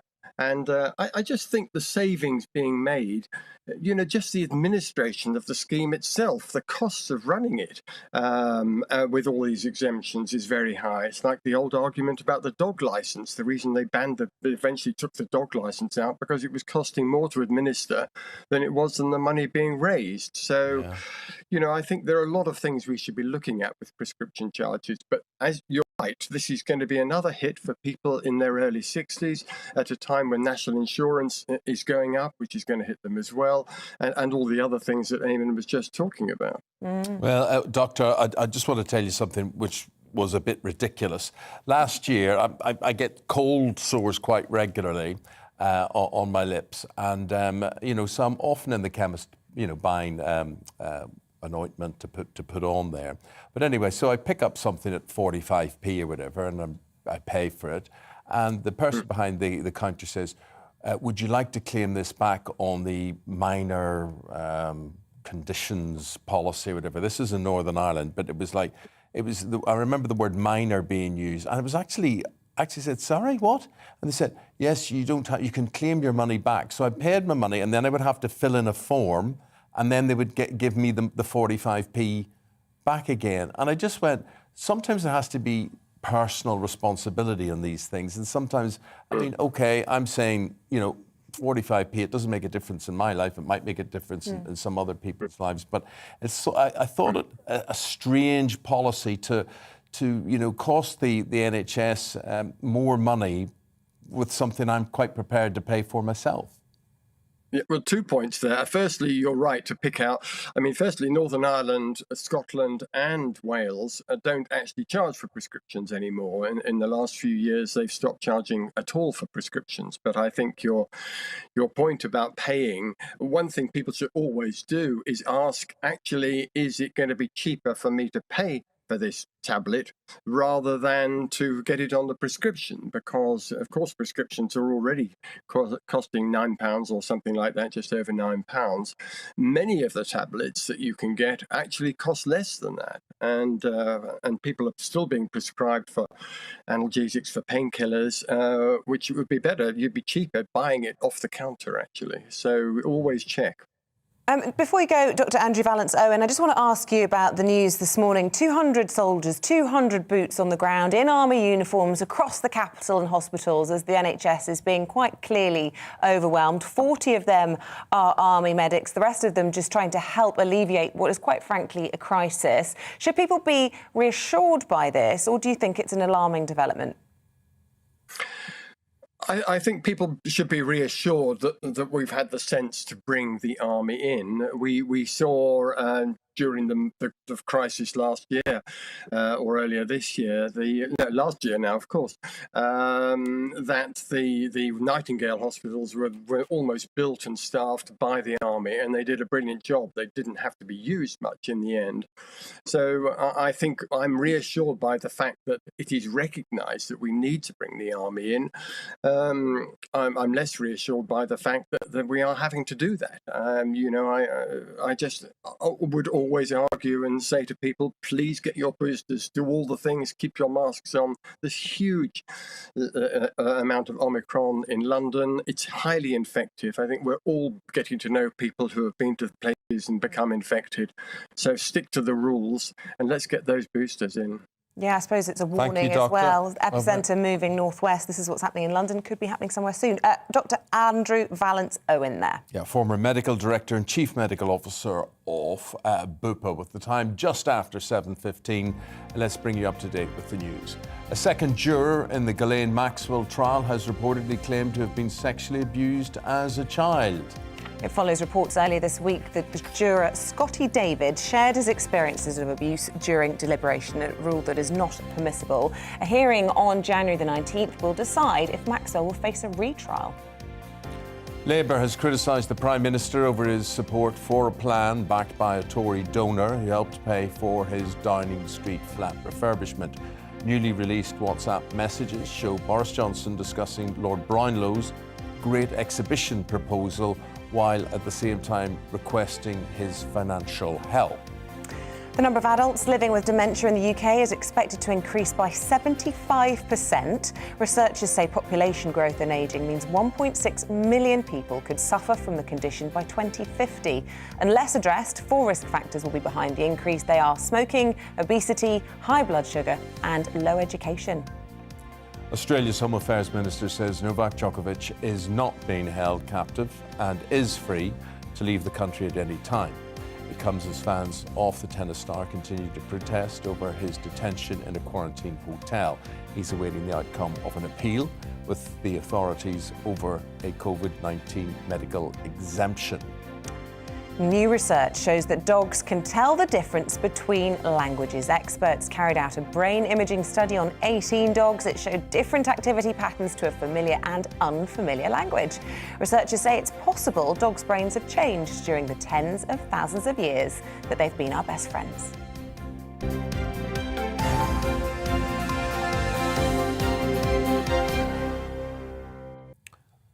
My dog can definitely understand different languages. Which languages do you try with? Well, I try ordinary language and then I try bad language. There we go. Quite a lot, especially when the doorbell goes, you know. Oh, yeah. It's another delivery for my wife. And the dog was mad, so there's often bad language for me there. I reckon that's tone, not language. No, it's definitely language. Will you shut? No, and go away. All that, it's definitely language. Look, let's talk about holidays. Travel companies are expecting a big uptick after the changes to the rules. Yes, uptick in bookings. After those rules were changed, we had Grant Shapps on yesterday, didn't we, saying how great it was. They're not going to have to do PCRs or anything before we jump on board a plane. Let's get the latest from Ellie Costello. She's our Southeast reporter. She's at Southend for us. Airport. Now, you see, Ellie, I often have to get up very early and go to airports, and I'm always reassured by the staff who are there, you know, people from the cleaners, security, check-in staff, whatever. It's always amazing what goes on at airports, and it takes me from a bad mood to a good mood. If you were checking me in, for instance, I would be in very good spirits at that. So how busy Southend Airport today? Hi, Eamonn and Isabel, and great to be with you. Yeah, it's funny, actually, driving into the airport this morning, you're instantly in a good mood. And I wish I could tell you I was going on holiday today. Not quite yet, but if I do, it would be a lot easier to come back into the UK. It would be a lot cheaper too, and that's because the testing rules for people coming into the UK have changed from 4 o'clock this morning. It's being described as a shot in the arm for the travel industry. Really welcome changes for them here. So what exactly has changed? Well, from 4 o'clock this morning, people who are fully vaccinated or under the age of 18 no longer need to take a PCR test or a rapid antigen test before they get on their flight back to the UK. When they land, they do need to still take a PCR, but they don't need to isolate for that result. So prior to 4 o'clock this morning, you would need to land and get a PCR on day 2, but you had to isolate until you got the result. But that has now changed. You no longer need to self-isolate. Now, if you think it's as simple as that, think again, because the rules change again on Sunday. And from 4 o'clock on Sunday, if you land in England and you are fully vaccinated, then you just need to take a lateral flow. Now, that can't be a free NHS lateral flow, I'm afraid. You do need to get a private test provider, but you can get a lateral flow now instead of a PCR. So it should make things a lot cheaper and a lot easier for people. Now, it's not the same for unvaccinated passengers. They do need to still have a pre-departure test and a PCR test on day 2 and day 8, and they still need to self-isolate for 10 days. So it is important to note that. So I spoke to travel expert Paul Charles about why these changes have come in. Obviously introduced these changes to help fight Omicron, but from the outset it was clear Omicron was already pretty active in the UK, so they weren't needed. But the government felt, from a health point of view, they had to introduce these tough, onerous restrictions from the outset. They haven't worked. They haven't stopped Omicron coming into the UK. No travel restrictions stop infections crossing borders, as has been seen in the UK, in Australia, in New Zealand and elsewhere. We in the sector have been fighting for these changes to take place sooner. At last, they're happening over the next 48 hours, and it means that consumers can travel with more confidence and certainly as safely as they did pre-Omicron. So, as you just said, it's been a really difficult 2 years for travel, and with all these variants, it does seem like it's a new set of travel restrictions each time. People will be hoping that this will be our final one, and it's the light at the end of the tunnel, and the outlook for 22 is looking really positive. What do you think this year is looking like in terms of travel? Consumers have faced border restrictions, closures of borders, red lists, testing, PCR. The last 2 years has been a nightmare for many people. They haven't been able to see family or friends, or often visit for important business trips. So at last, we're seeing light at the end of the tunnel. We're seeing testing regimes fall down. We're seeing the government realize that to live with COVID, they have to put in place less testing. And all of that means that confidence will grow. Consumers will be happier to book trips for Easter and for this summer. And travel firms are already seeing the benefits of these changes. They're already seeing huge numbers of consumers come back and book again with confidence. And I think 2022 will be a strong comeback year. It'll be a chance for the travel sector to recover and a chance for jobs to be saved. Charles there, a travel expert. And Eamonn and Isabel, this is a massive boost for the travel industry that's had a really difficult 2 years, and consumer confidence is already on the up, which is brilliant to see. British Airways reported a 40% increase in holiday bookings from Wednesday. That's when these changes were announced. And EasyJet have announced a 427% increase on bookings for their Spanish holidays. And here at Southend Airport, EasyJet have announced flights to Mallorca and Malaga, so that's very popular with Essex residents. I'm sure lots of people will be booking that up. But the point is that there's going to be a lot more confidence now, in the short term at least, for spring and summer holidays, and travel experts are saying that this is a big step towards returning to some sort of normality and to living with this virus. Thank you, Ellie. Thank you very much indeed. Southend doesn't look as if it's doing much business. No, it looks like they could do with all the help they could get. Yeah. People need to get booking. It looks quiet there. We're going to take a break, and coming up after that, it's FA Cup weekend. But could it be coming home in 2028? We're going to have Paul Coit to discuss the World Cup or the Euros, and anyway, he'll explain right after. It's time to remind ourselves there's always another winter. Canary Islands sponsors the weather. Morning. A few places waking up to a covering of snow this morning. Further sleet and snow showers to come during the day today, and quite icy out there as well. There are Met Office warnings in place. Here's the bigger picture. Low pressure to the north. This set of weather fronts just moving its way towards the southwestern corner of the UK through the day, but it's actually across the northwest where we've got snow showers coming in at the moment. Western Scotland, Northern Ireland, parts of Northern England and North Wales. Snow mostly over hills, but some down to lower levels. As I said, some places waking up to a covering, and further heavy showers coming in through the day. We'll see a mixture of rain and hill snow across South Wales and southwest England around the middle of the day. Possibility of a bit of snow to low levels, but mostly it'll be over the moors and the Brecon Beacons. Much of the east dry and fine, but it's cold wherever you are. 3 or 4 degrees out on that wind, and it feels much closer to, if not below, freezing. Still some showers to come this evening. Then across the south, a mixture of sleet and rain at low levels. They scoot away. It turns cold and frosty for a time before more cloud and rain come in from the Atlantic. That will start to lift the temperatures in the west. But certainly for a time through tonight, we will again see a fairly extensive frost forming. But things turning milder into the weekend.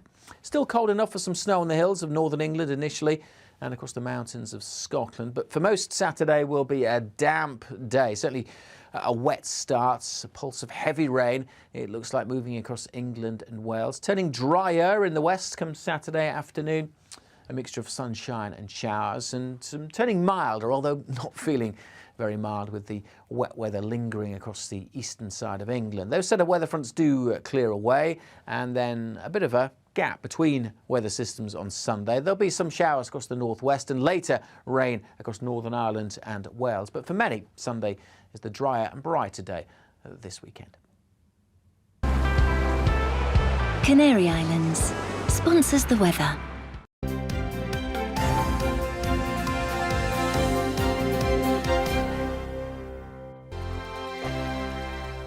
Hello there, I'm Eamonn. And I'm Isabel. And you're watching the GB News digital stream across the United Kingdom. And around the world. If you're here in the UK, you can also watch us on your TV screen. GB News is Freeview channel 236. On Sky, we're channel 515. 626 on Virgin Media. Just remember, you might need to retune your TV to watch the channel. Yeah, and if you are doing that, find out more about retuning by going to gbnews.uk.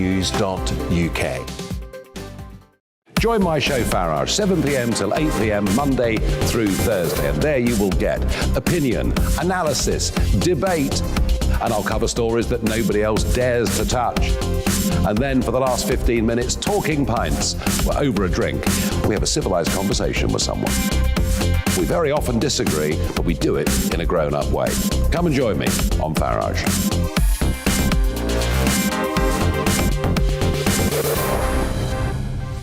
I'm Dan Wootton. Join me Monday to Thursday from 9 to 11 for the feistiest and most fun news debate on TV, where free speech reigns. I'll bring you a sharp take on the day's biggest stories, bombshell newsmaker interviews, and A-list guests.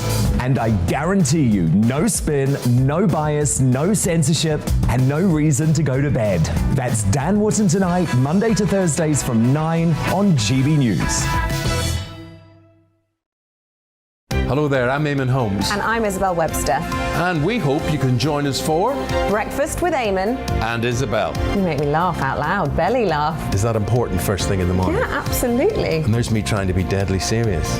News is a serious business. Yeah, I have to rein you in sometimes. Well, it doesn't stop us laughing at it. It doesn't stop us having an opinion on what's going on. Yeah. And it certainly will not stop us reflecting what you think. Weekdays from 6 to 9:30 on GB News.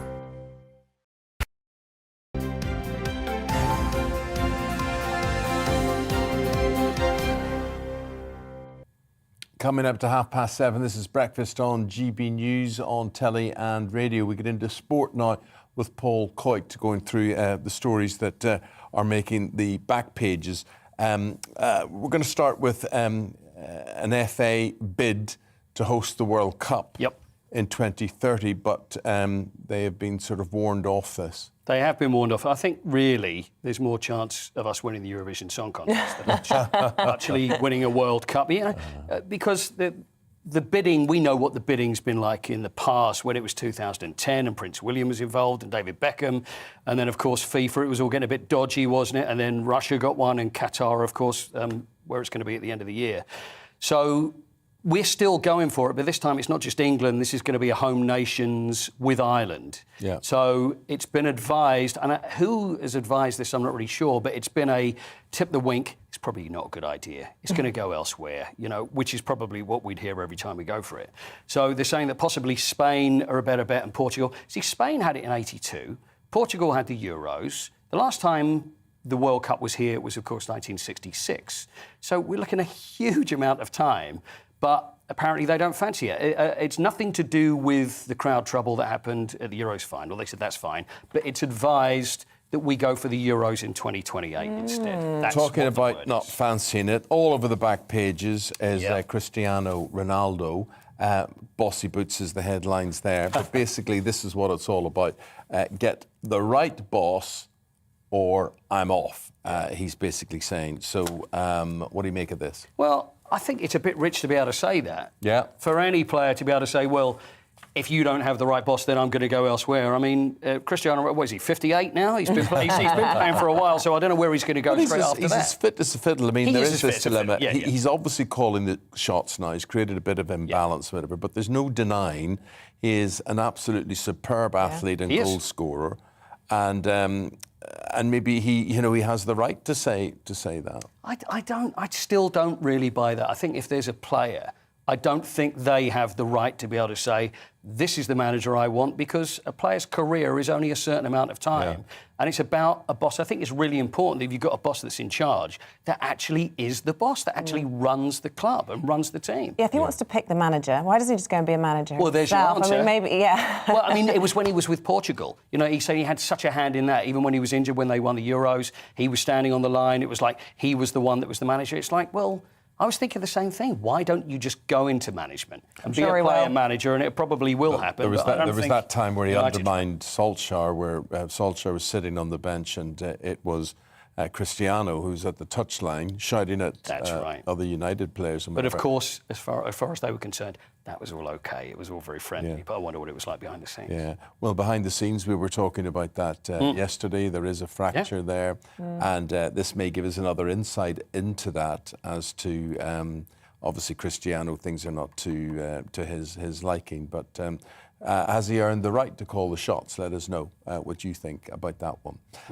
Right, so FA Cup weekend. Yeah. Oh, yes, Swindon. That was my old patch. I used is to it be Wiltshire really? reporter. Yeah, now they're up against Man City. Yes, and then also, they could stand a good chance because Manchester City, there's so many COVID cases, and it's also been agreed that it's not going to be a case where games are going to be cancelled. They've said, the FA, these games are going ahead, whatever. So even if it's down to like a bunch of Manchester City 13-year-olds, who'd probably be the best that there ever was in the world, that have got to play Swindon, the game's got to go ahead. So Swindon, although we'll be saying, obviously we want to play the best side we can, you know, they'll probably be rubbing their hands together. You never know. That could be a great chance for Swindon. And also Chesterfield as well. Chesterfield, I see, that's what I love about... I love the third round of the FA Cup. I'm a real romantic when it comes to this. So Chesterfield, and I was speaking to the CEO of Chesterfield actually only this morning, and he's so excited about it. They got to a semi-final 25 years ago, Who have they which was got? unexpected. They're playing Chelsea at Stamford Bridge. Well, they'll not be getting to the semi-final this year, I would have thought. I think you could be right. Yeah. I think it's probably a safe bet. But you know what? It's really interesting when you hear managers, and I was listening to an interview with the Swindon manager, and he was talking about Man City. And you know when you get managers and they'll come up with the usual stuff. It's like, obviously I've looked to the side and, we're hoping to play this way. He was talking as if he was playing against one of his peers instead of playing Man City. And he was going, well, I've looked to the side and, I've looked at their strong points. He didn't mention their weak points because I think he's realised that they don't have any weak points whatsoever. So it's going to be great. And, giant killing is just a thing that we all love unless it's your team, of course, that they're playing against. Yeah, but I still think the FA Cup remains magic. They talk about the magic. We've got to get the FA Cup in the studio, Eamonn. Let's start our campaign now. Yes. Can you imagine? That'd be amazing. Well, when Man United win it, I'll bring it in. And Man United have a new boss man, at the top there. The vice chairman, Ed Woodward, has given his going date, which is at the start of February, to be replaced by Richard Arnold. And he's a man I know well. He's a man I work with at the Manchester United Foundation. And he's an incredibly capable and dedicated individual. Sure, I think most people are. I mean, when they get to that position, fans, you're not hiding to nothing. If it's really simple. If the team's doing well, then everybody looks at the board and thinks, well, this is working. We're very happy. Fans want results, and they want cups. That's it. When it comes to other things, I mean, there's other bits and pieces that are involved, and when it comes to finance and then different leagues, and of course we have the Super League, which is causing trouble. If you're a fan of a football club, you want to win games and you want cups, and that's what it's all about when you support your club. So if it works for him, then everybody's going to be happy. Who's your club, Isabel? Well, I don't really have a club, but probably my nearest club is the Cottage, Fulham. Yeah. So and they've just revamped. Welcome you. Yeah. Really? Wrong side of town, I think. Oh, is it? Wrong side of Okay. town. Very Chelsea blue. I am. Well, my kids both got given teddy bears by Chelsea FC when they were born at the local hospital. It's right opposite the Chelsea football ground. And I thought that was such a canny way of them getting in early supporters, because both my kids had these teddy bears. I know. My kids were born in the same place. Yeah. But growing up, and I looked out of the window just as my son was born and thinking, you'll grow up a Spurs fan, and I could see Stamford Bridge out the window. There you go. But so just close the curtains for that. Well, I was born in Belfast, and people always say, "Why do you support Man United?" Whatever. George Best. Why? Of course. George Best. He became a great friend of yours as well. Incredibly. Yeah, but he's just an amazing player. One of the greatest ever, without a doubt. The greatest ever. Of old players I speak to, always say George Best. Just the greatest. That's it. OK, my friend, good talking to you. We'll talk again just before 9 o'clock. Paul, thank you very much indeed. Our reporter, Bradley Harris, will be live on your doorstep. Well, it could be your doorstep. To find out what you think of the stories in the news. Your news with your views after this.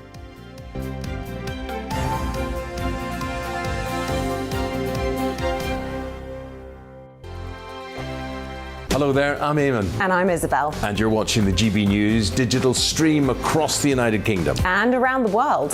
If you're here in the UK, you can also watch us on your TV screen. GB News is Freeview channel 236. On Sky, we're channel 515. 626 on Virgin Media. Just remember, you might need to retune your TV to watch the channel. Yeah, and if you are doing that, find out more about retuning by going to gbnews.uk. Join my show Farage, 7 p.m. till 8 p.m. Monday through Thursday. And there you will get opinion, analysis, debate, and I'll cover stories that nobody else dares to touch.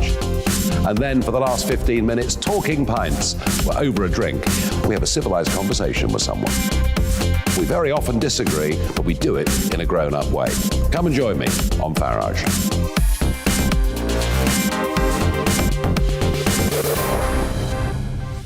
I'm Dan Wootton. Join me Monday to Thursday from 9 to 11 for the feistiest and most fun news debate on TV, where free speech reigns. I'll bring you a sharp take on the day's biggest stories, bombshell newsmaker interviews, and A-list guests. And I guarantee you, no spin, no bias, no censorship, and no reason to go to bed. That's Dan Wootton tonight, Monday to Thursdays from 9 on GB News. Hello there, I'm Eamonn Holmes. And I'm Isabel Webster. And we hope you can join us for Breakfast with Eamonn. And Isabel. You make me laugh out loud, belly laugh. Is that important first thing in the morning? Yeah, absolutely. And there's me trying to be deadly serious. News is a serious business. Yeah, I have to rein you in sometimes. Well, it doesn't stop us laughing at it. It doesn't stop us having an opinion on what's going on. Yeah. And it certainly will not stop us reflecting what you think. Weekdays from 6 to 9:30 on GB News.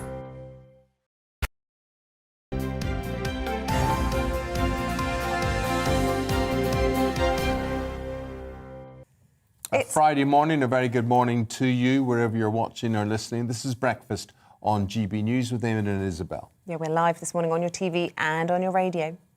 Now, today marks the 7th anniversary of an attack on the offices of the French satirical magazine Charlie Hebdo. Killed 12 people, injured 11 others. Can you believe 7 years ago? Well, joining us in the studio now to discuss this, our Home and Security editor, Mark White. Thanks for coming in, Mark. I mean, it feels like yesterday. Yeah, it is incredible to think it was 7 years ago. I think we all remember the absolutely horrific images that came out of Paris on that day as the offices of this satirical magazine were attacked by two brothers with automatic weapons, grenades and alike, killed 12 people within the offices and police officers. And there was, of course, at the time, this video absolutely shocking that came out where you saw a police officer who'd been injured lying on the ground, then shot in cold blood by the terrorists hovering above them. Now, these terrorism attacks, there are less of them, but they haven't gone away. And you've got a story to tell us of something that happened in Oldham this week. Yes, indeed. The terror threat here in this country, Eamonn, is at severe. It went to severe after those two attacks just before Christmas with the murder of Officer David Amos and, of course, that bomb attack outside the women's hospital in Liverpool that thankfully the device didn't fully detonate. So the police, they had been very concerned about the potential for a terrorist attack over the festive period. Thankfully, we didn't have that. But on Monday, there was an incident at Oldham Police Station, a patrol car heading out on patrol when, according to the police, a man approached, tried to attack the vehicle and the officers inside. This individual was tasered, arrested initially for criminal damage, threatening behaviour and the like, but then subsequently rearrested under the Terrorism Act, and a terrorism investigation is underway. It hasn't been fully declared a terrorism incident, but it highlights, I think, the ongoing concern that we have about the terrorist threat in this country. It's there. There is a real concern about those who have been radicalised, particularly during lockdown, so-called bedroom jihadis have been called, who have access to the internet, they're locked at home, they're bored, and they are being subjected to these messages from radicalisers, often in the Middle East, who are giving them training, who are coercing them into going out, often vulnerable individuals, into carrying out these low-tech attacks, just grabbing a knife, getting behind the wheel of a vehicle, but still carrying out what could be a very deadly attack at the end of the day. And meanwhile, Mark, the parole board carrying out this emergency law that was brought in last year to try and stop convicted terrorists from being released early. I mean, it seems extraordinary that they ever would anyway, but there's lots of them in prison that are now having their cases reconsidered. Yeah, and this is a real big issue for the authorities, actually. There are hundreds of former terrorist prisoners who are already back out on the streets, and they all have to be monitored on top of the tens of thousands of people who are known to have extreme views, who potentially, they have the potential to turn those extremist beliefs into violent extremism acts. So they have to be monitored. The security services have to decide how much attention to give them, whether to open a formal investigation. Often they get it right. We don't hear about it. Occasionally they get it wrong, and a terrorist attack happens. And of course, there's a big inquiry at the end of the day. But on that issue about probation, you're right. Normally, of course, you're sentenced to a jail term. You get out halfway through the term on licence. And that was the same for terrorist prisoners. That loophole has been closed to an extent in that they have to serve 2/3 of their sentence. And there is much more, according to the government, of a strict review about the potential threat they pose before they can then be released back into society. They only have to get it wrong once, though, don't they? And tons of lives can be lost. It's a huge burden. There's lots of people out there, as I say, that hold very extreme views that are, on occasions, willing to enact those beliefs in a very violent manner. And, you know, that is the concern going forward. Okay. Mark, thank you very much indeed for that update. Mark is the GB News Home and Security Editor. Let's find out some other stories that are in the news today. Data used to influence the introduction of masks in England's classrooms is not conclusive and showed masks had, at best, a marginal effect in reducing the spread of COVID-19. A government review shows the research failed to find that masks had made a significant effect in lowering transmission. Despite this, some scientists have said that the broader evidence on the use of masks does remain strong. Economists have warned that 1 million people will be pulled into a higher tax bracket by 2026. The Treasury plans to freeze income tax thresholds. Energy bills are set to soar, and there is a planned increase, of course, to national insurance set to start in April. Experts warn this will leave Britain facing the biggest cost of living crisis in a generation. Fans of the Golden Globe ceremony will be disappointed this year, as it will be a private event and no longer live streamed. The decision comes as some A-listers refused to take part after an exposé found no black members were on the voting committees. The organisers, however, say the pandemic and a rise in COVID cases across America was the reason behind the change.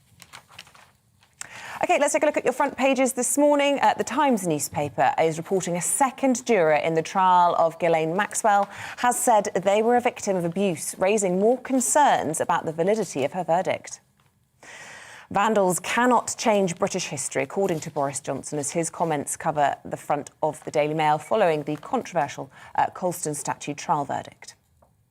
Fresh sleaze allegations for the Prime Minister in The Independent after it was revealed a Tory donor paid for the No. 10 flat refurbishment and gained a private meeting with ministers.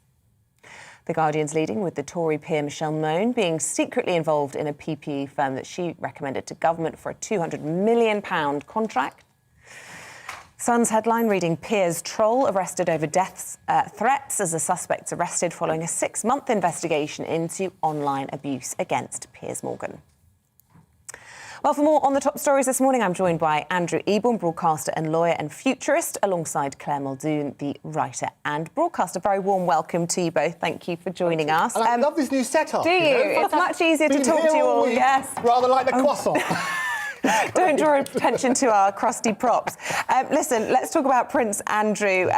We obviously have seen in some of the papers he's reportedly selling his £17 million ski chalet. Times are getting hard. Well, they are, but actually this is an old story because he started to sell it in September last year and it hasn't quite gone through. He hasn't paid all the money. He bought this in 2014, I think, together with Sarah Ferguson. They still owe £6.6 million. But all of a sudden, because of the release, I think, last week of of this document, which is the settlement agreement. I've got an exclusive copy, together with everybody else. but this is all about, in 2009, what happened is there was a settlement with Epstein and Virginia Giuffre for $500,000. And it is the most extraordinary language, talking about forever discharge, not just Epstein, but also any potential defendant. And that's the clue. Because what Andrew's arguing is about, his team's arguing, that we are a potential defendant and therefore we should be within it. What I love about lawyers and their language being one is it's always interesting. They talk about going back from the beginning of the world. So any claim that she might have from forever could have done that. And you'll see in lots of agreements they talk about the world and all media, whether now known or hereafter invented, throughout the universe, and we can fight over the black hole, all of those sort of things. That's why it's being raised. I do think, however, that this is an unfair story, and I'll tell you why. It's because Andrew hasn't talked at all about settlement. They've mentioned about the lawyers' fees, and he needs that's a bit the of problem. money. Andrew's just not spoken at all. So we need to get some clarity here, and we need to move this story forward, because I think everyone is sick to death of the Duke of York, COVID, price hikes for cost of living, etc., etc. We need to just get on with life now, and this has to. We need to nail this. Well, we're hoping to get a verdict today. It's been hanging on all week, hasn't it, in this case? It looked as though it's not going to be going in the direction that the Duke of York wanted it to go when the judge came out and said this dog's not going to hunt here, because this deal was, as you say, between Epstein, who's now deceased, and Giuffre. But we will report that here on GB News But just as soon as we on get that point, that. though, it's a point of clarity, because it does talk about other people benefiting. And what's important here is the agreement is under Floridian law. It's the law of Florida. In UK law, English law, and also New York, there's slightly different rules. So when we're talking about who can benefit, that's the question. And I can tell you it won't be the end of it. Somebody will appeal and it will keep on going. Of course. And the only ones that will gain from this are the lawyers. Oh, absolutely. And that's what I say about the classic cartoon with Bright and pulling the horns of the cow and the defendant pulling the tail, the lawyer milking it. What we should emphasise, however, in the fairness and balance, is that Andrew throughout has said that he is not guilty of anything, and we should turn around. It is a civil case, not a criminal case. Important to make those points, I agree. Sure look, let's talk about this story. I think it's the front of The Guardian, is it? It is the front of The about Guardian. Michelle Byrne, talking about people, about people who benefit from things, and they're alleging that she did rather well out of some PPE Dare contracts. I say this will not be a storm in a D cup for her. Of course, she was the founder of the Ultimo lingerie brand in Glasgow. Notwithstanding the fact she's clearly a very hard-working woman. She's now been made a Lord in the House of Lords, a lady, by David Cameron in 2017. But this just smacks of utter hypocrisy and utter what's in it for me and backhanders, everything. Now, of course, nothing is clear in this other than Alexander Page is a director of the company PPE Med Pro, and Michelle Moan's husband, John Barrowman, uses Alexander Page, and everything that happens in the company is directed through him. And in fact, Companies House has listed Anthony Page as director of PPE Med Pro. What has happened was there was a contract for PPE because everybody needed it at the time of the lockdowns of COVID, at the start of that. And this company was fast-tracked through the VIP lane in the Houses of Lords. And there is now shown to be a connection between Lady Moan, this company, her husband, Alexander Page, and the vast amounts of money involved in the contract being awarded. We also have as well, she's not having a good time of it at all, the WhatsApp police investigation into general issues of racism, or, just really not nice messages at all. Well, listen, she hasn't been, that hasn't been proven at the moment, and we should stress that obviously, she hasn't been able to come on here and defend herself. Absolutely. So we have to say innocent until proven guilty.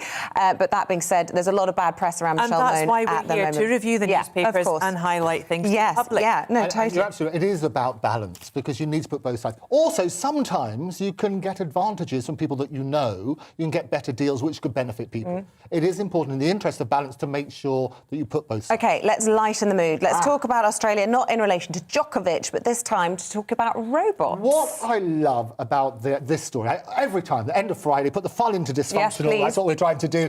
This is a story about people who can't find love. And so there is a man who never thought he would find love. He's revealed he plans to marry a robot woman. What a loser.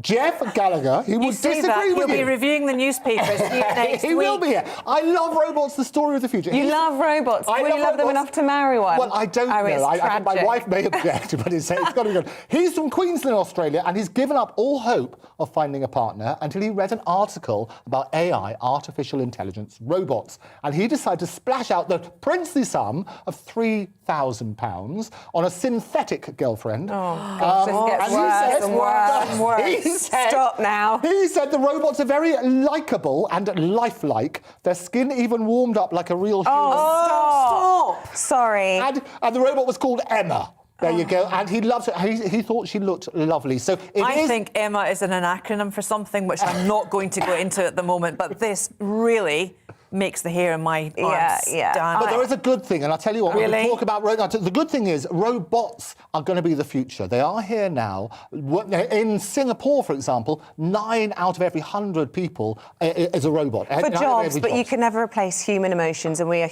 emotional beings, and we need human contact and interaction, is my view on that. I want to talk about this story. I said we're not talking about Djokovic, but we have to touch on it, don't we? Because, of course, the way it's being described, prisoner cell Jock 8, as if he's in prison. He's just in hotel quarantine like anybody else that would come in and out. He's free to leave if he wants to at any time. Is there any sympathy for this guy? Well, the sympathy for me, yes, I do have sympathy for him. And I have sympathy because the Australian Tennis Association set out exemptions, which he applied for. And he was given an exemption. Hence, he made the 20-hour flight from Dubai to Melbourne. When he arrived in Melbourne, talking about kicking the problem down the can, as we've spoken about weeks and weeks and weeks, it blew up in his face. Scott Morrison, the PM, has said, nope, you're not welcome here. The people of Melbourne, who we must remember, have witnessed and been part of some of the most stringent lockdown issues ever throughout this pandemic. Yeah, awful. And they're saying, well, if he can come in, he's not vaccinated, why can't? But the thing for me is, the funny memes that are going about. I know, they like no vax. Yeah, brilliant. No vax. That was That's the his headline name. they missed. You know, you should have done that. It'd been not funny. But also, to be fair, and he's never confirmed, although now it's fairly obvious, he's never said whether he's been vaxxed or not. I think it's fairly obvious that he hasn't satisfied the correct criteria. Yeah. But also, it's important, there's going to be the hearing on Monday. I'll tell you what I think is going to happen. What I think is going to happen is this, is that the lawyers, if they're sensible, will argue it and say, we have to appeal, and it's going to take time. In the meantime, let him play this little match. So if that comes through on Monday... I don't really understand why it's taking from Thursday. This was announced at this time yesterday that he wouldn't be hearing the case until Monday. Well, we haven't heard, and this is why I say in the interest of balance, as we always try and do here, I'm the devil's advocate, is you try and work out, say, well, what is his exemption? For me, it should be the point you make, Claire, is absolutely right. It's got to be very clear. These are the rules. Facts. These are the regulations. We don't know what the facts are yet. We haven't heard his defence, and that's the point. So it's the court of public opinion, which we're all suffering from many, many cases. What you need to look at is, what are the facts? What is his exemption? We know that he's on a special diet. For example, he's talked publicly about that. How could that affect him? Yeah, but does other people on special diets get special treatment? I don't think so. We have to leave it there. We're out of time. Claire Muldoon, Andrew Eamonn, it's been a pleasure, as always. Thank you. Thank you. Coming up in the next hour, parts of Scotland are experiencing thunder snow. You heard that right. We'll find out what thunder snow is and where those places are right after the weather update. It's time to remind ourselves there's always another winter. Canary Islands sponsors the weather. Morning. A few places waking up to a covering of snow this morning. Further sleet and snow showers to come during the day today, and quite icy out there as well. There are Met Office warnings in place. Here's the bigger picture. Low pressure to the north. This set of weather fronts just moving its way towards the southwestern corner of the UK through the day, but it's actually across the northwest where we've got snow showers coming in at the moment. Western Scotland, Northern Ireland, parts of Northern England and North Wales. Snow mostly over hills, but some down to lower levels. As I said, some places waking up to a covering, and further heavy showers coming in through the day. We'll see a mixture of rain and hill snow across South Wales and Southwest England around the middle of the day. The possibility of a bit of snow to low levels, but mostly it'll be over the moors and the Brecon Beacons. Much of the east dry and fine, but it's cold wherever you are. 3 or 4 degrees out on that wind, and it feels much closer to, if not below, freezing. Still some showers to come this evening. Then across the south, a mixture of sleet and rain at low levels. They scoot away. It turns cold and frosty for a time before more cloud and rain come in from the Atlantic. That will start to lift the temperatures in the west. But certainly for a time through tonight, we will again see a fairly extensive frost forming. But things turning milder into the weekend. Still cold enough for some snow on the hills of northern England initially and across the mountains of Scotland. But for most, Saturday will be a damp day. Certainly a wet start, a pulse of heavy rain. It looks like moving across England and Wales. Turning drier in the west come Saturday afternoon. A mixture of sunshine and showers, and turning milder, although not feeling very mild, with the wet weather lingering across the eastern side of England. Those set of weather fronts do clear away, and then a bit of a gap between weather systems on Sunday. There'll be some showers across the northwest and later rain across Northern Ireland and Wales. But for many, Sunday is the drier and brighter day this weekend. Canary Islands sponsors the weather.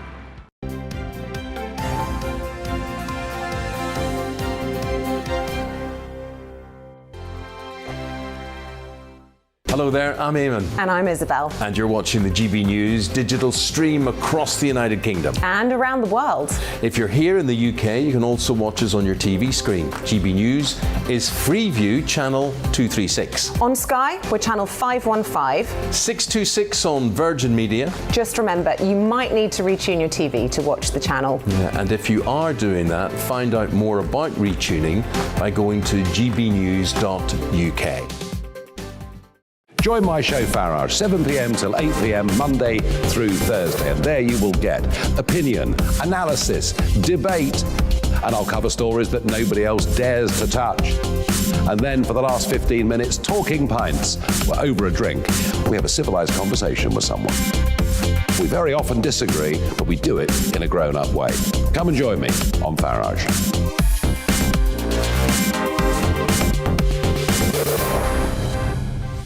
I'm Dan Wootton. Join me Monday to Thursday from 9 to 11 for the feistiest and most fun news debate on TV, where free speech reigns. I'll bring you a sharp take on the day's biggest stories, bombshell newsmaker interviews, and A-list guests.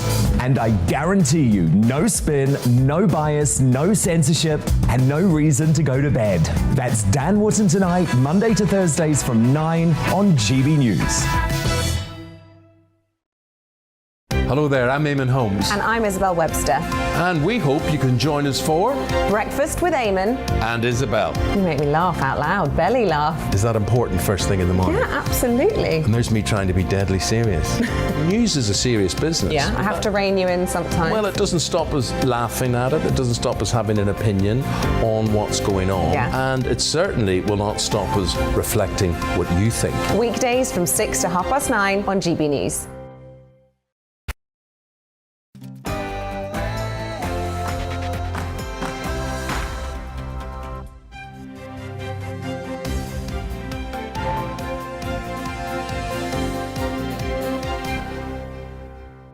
With the time approaching 8 o'clock on this Friday, January the 7th, you are very welcome to breakfast on GB News, on TV and on your radio. Thank you for your company. Yeah, don't forget you can now find us on DAB+.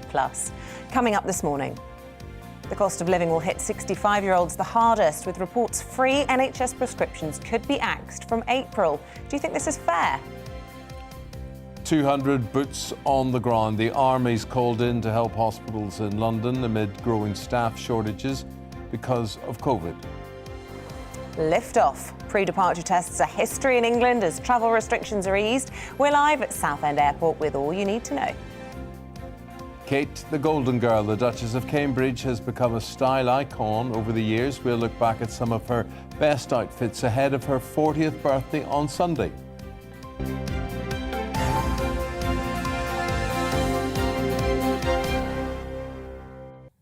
You're a big Kate fan. I am. She can't put a foot wrong as far as I'm concerned. Yeah, you never see a bad picture. You don't, and she's just so sweet-tempered. It's great. Flooded by pictures coming in now of your dogs this morning, and this is on the back of a story which says our dogs do understand every word we say to them. Whether they choose to act on it is another thing. First of all, that's Ali. Ali is a British bulldog who can apparently understand commands in 3 languages. Oh, showing off now. This was sent by Alan, his dog Molly. There she is. She was adopted in Malta. Carly with her dogs here, Cass and Lucky, and she says what they know when her blood sugar is low and when she's about to have an epileptic seizure before she does. See, that's incredible. They're not just your best friends, but sometimes they look after you as well. This next picture is of a dog called Flocky by Andy, sent in by Andy. He says the only words she understands are cheese and treats and walk. She looks like Lassie, she does. Yeah. I think she's having a nice life by the sounds of things. Lynn has sent this of her dog Lady. Lady's 15 years old, but apparently runs around like as if she is 2. Sounds like me. Very good. Thanks for those. Keep those coming in. And you can tweet us your pictures at GBNews. On to our top story this morning. The government is reportedly planning to scrap free NHS prescriptions for the over 60s from April. That's raising the age requirement to 66. Now, that's likely to affect nearly 2.5 million people, costing them an additional £100 a year. Now, this all comes as energy prices are set to rise, along with tax increases and higher prices more generally. Well, for more on this story, our national reporter Paul Hawkins joins us now. Very good morning to you. Look, I think a lot of people would understand the government needs to make savings at the moment, but this seems like the most mean-spirited place to be making them. Yeah, morning, Isabel. Morning, Eamonn. Yeah, it does seem a little bit like that. I mean, they would raise £300 million by changing the age at which you get a free prescription from 60 to 66. That's less than, or just under 2% of the NHS budget in England. So we're talking about really small amounts of money, but the government says that the rise in state pension to 66 has created a disconnect with age-based prescription exemptions, and their preference is that if they bring this in, they'll phase this in. And they're also making the point that if you're over 60, that you're more likely to be working, so the over 60s can pay for their own prescriptions. But a lot of charities are against this. Age UK, Parkinson's UK, saying that a lot of people who are over 60 may either decide not to take their medication or try and make it last longer, which could exacerbate the condition, which is the reason why they're taking the medication in the first place. So potentially small savings for the NHS in the short term, but longer costs to the NHS in the long term. OK, Paul, and I just want to talk about this whilst we're talking about the cost of living. Front of the Telegraph this morning, 1 million to be dragged into the higher rated tax. Now, people think it's a good thing when their wages go up, but when it actually means they end up paying more tax, it's a bit of a disaster, especially at this cost of living crisis. Yeah, yeah, that's it in a nutshell, Isabel. If your wages are going up, you're going to end up falling into these tax brackets, end up paying more tax. And of course, the money you've got left over at the end of the month, well, that's eroded by inflation. So you're actually able to buy less with it. So a real squeeze on the cost of living. An extra 1 million paying the higher rate, 40p by 2026. That's according to this research from the House of Commons Library. And then 1.5 million people will pay the basic rate of tax for the first time ever. They've been used to paying no tax all this time, and now they're going to end up paying the basic rate of income tax. So income tax going up, national insurance contributions going up, energy bills going up. It's a very difficult time for a lot of people.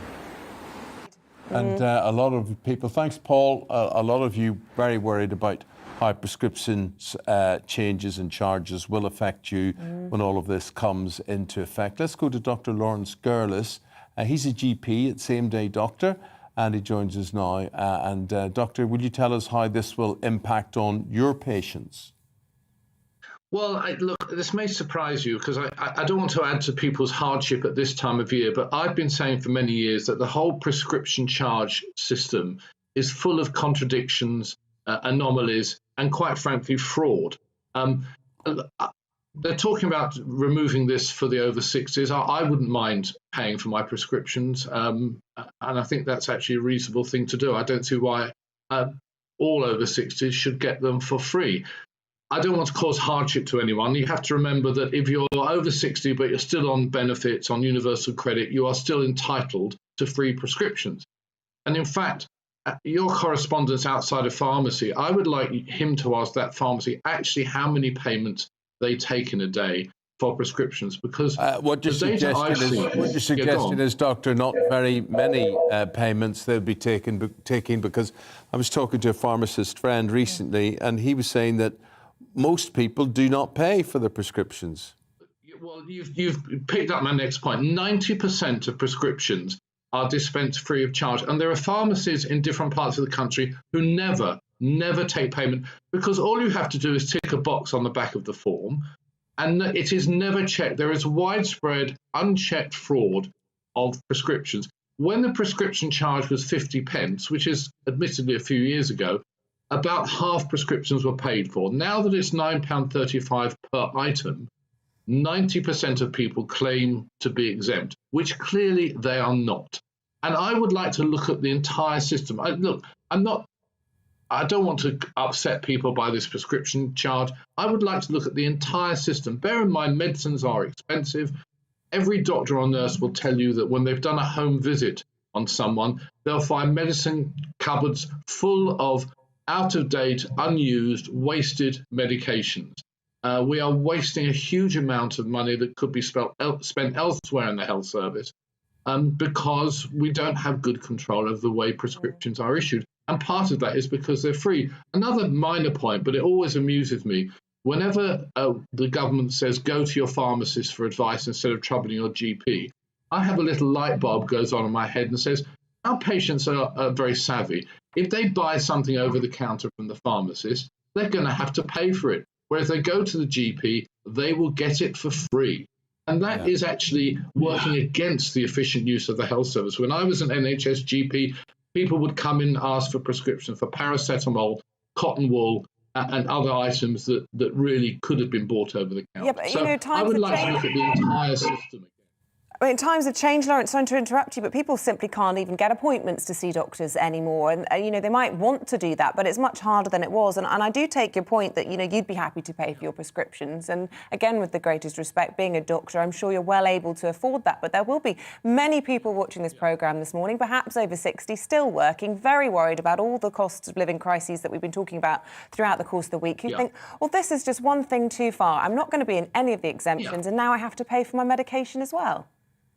Yeah, I agree, Isabel. I think £9.35 per item is a lot, but that's because fewer than 10% of patients are paying it. I would actually recommend bringing the prescription charge right down, but removing most of the exemptions. Bear in mind, all children, all people over 60, anyone on benefits, and a number of medical conditions. Now, I work with a diabetes charity. I don't want my diabetes patients to pay for their insulin, but for example, if you've got an underactive thyroid, that falls into the same category as diabetes, so you get free prescriptions for the rest of your life. I would like to look at some of the exemptions, reduce the prescription charge down to a manageable level, say £1 per item, but remove the exemptions. Look, we're at a time, you said, Isabel, people can't get into their GP. We've got to look at how the health service works. People have talked about introducing charges at some point, rather than get people to pay at the GP, who are not set up to take money. They're not commercial organisations. The pharmacies are. They're set up to take money from patients and to remit that money to the NHS. So wouldn't it be better to have a user fee at the pharmacy level, so more people are paying a very modest amount for prescriptions, and we do away with all this fraud? That's something I've been floating for many years, and everyone has always ignored it. £9.35 is a lot of money per item. I agree with you. OK. Dr. Lawrence Gerlis, thanks for your opinions. Thanks for the insight as well. Appreciate it. We'll leave it there. Headlines. A second juror in the Ghislaine Maxwell trial has reportedly claimed to have been sexually abused as a child. That follows reports earlier this week that juror Scotty David shared his experiences of abuse during deliberation. A hearing on January the 19th will decide if Maxwell will be retried. Labour has criticised the Prime Minister over his support for a plan backed by a Tory donor who helped pay for his Downing Street flat refurbishment. Newly released WhatsApp messages show Boris Johnson discussing Lord Brownlow's Great Exhibition proposal while at the same time requesting his financial help. Pre-departure COVID tests for travellers arriving in England have been scrapped. Instead, travellers need to take a lateral flow test no later than the end of day 2 after their arrival. They also no longer need to self-isolate until they receive a negative PCR test. The number of adults living with dementia in the UK is expected to increase by 75%. Researchers say population growth and ageing means 1.6 million of us could be suffering from the condition by 2050. Unless addressed, 4 risk factors will be behind that increase: smoking, obesity, high blood sugar and low education. Australia's Home Affairs Minister says Novak Djokovic is not being held captive and free to leave the country at any time. It comes as fans of the tennis star continue to protest over his detention in a quarantine hotel. He's awaiting the outcome of an appeal with authorities over a COVID-19 medical exemption. And a 16-year-old boy has been arrested on suspicion of murder after a man was found dead at a property in Christchurch. Dorset police launched an investigation after the body of a man in his 30s was discovered on Tuesday evening. The 79th Golden Globes will be a private event. The Hollywood Foreign Press Association says the ceremony will no longer be live streamed and the winners will be announced in real time on social media. It's due to take place on Sunday with no red carpet and no celebrity hosts.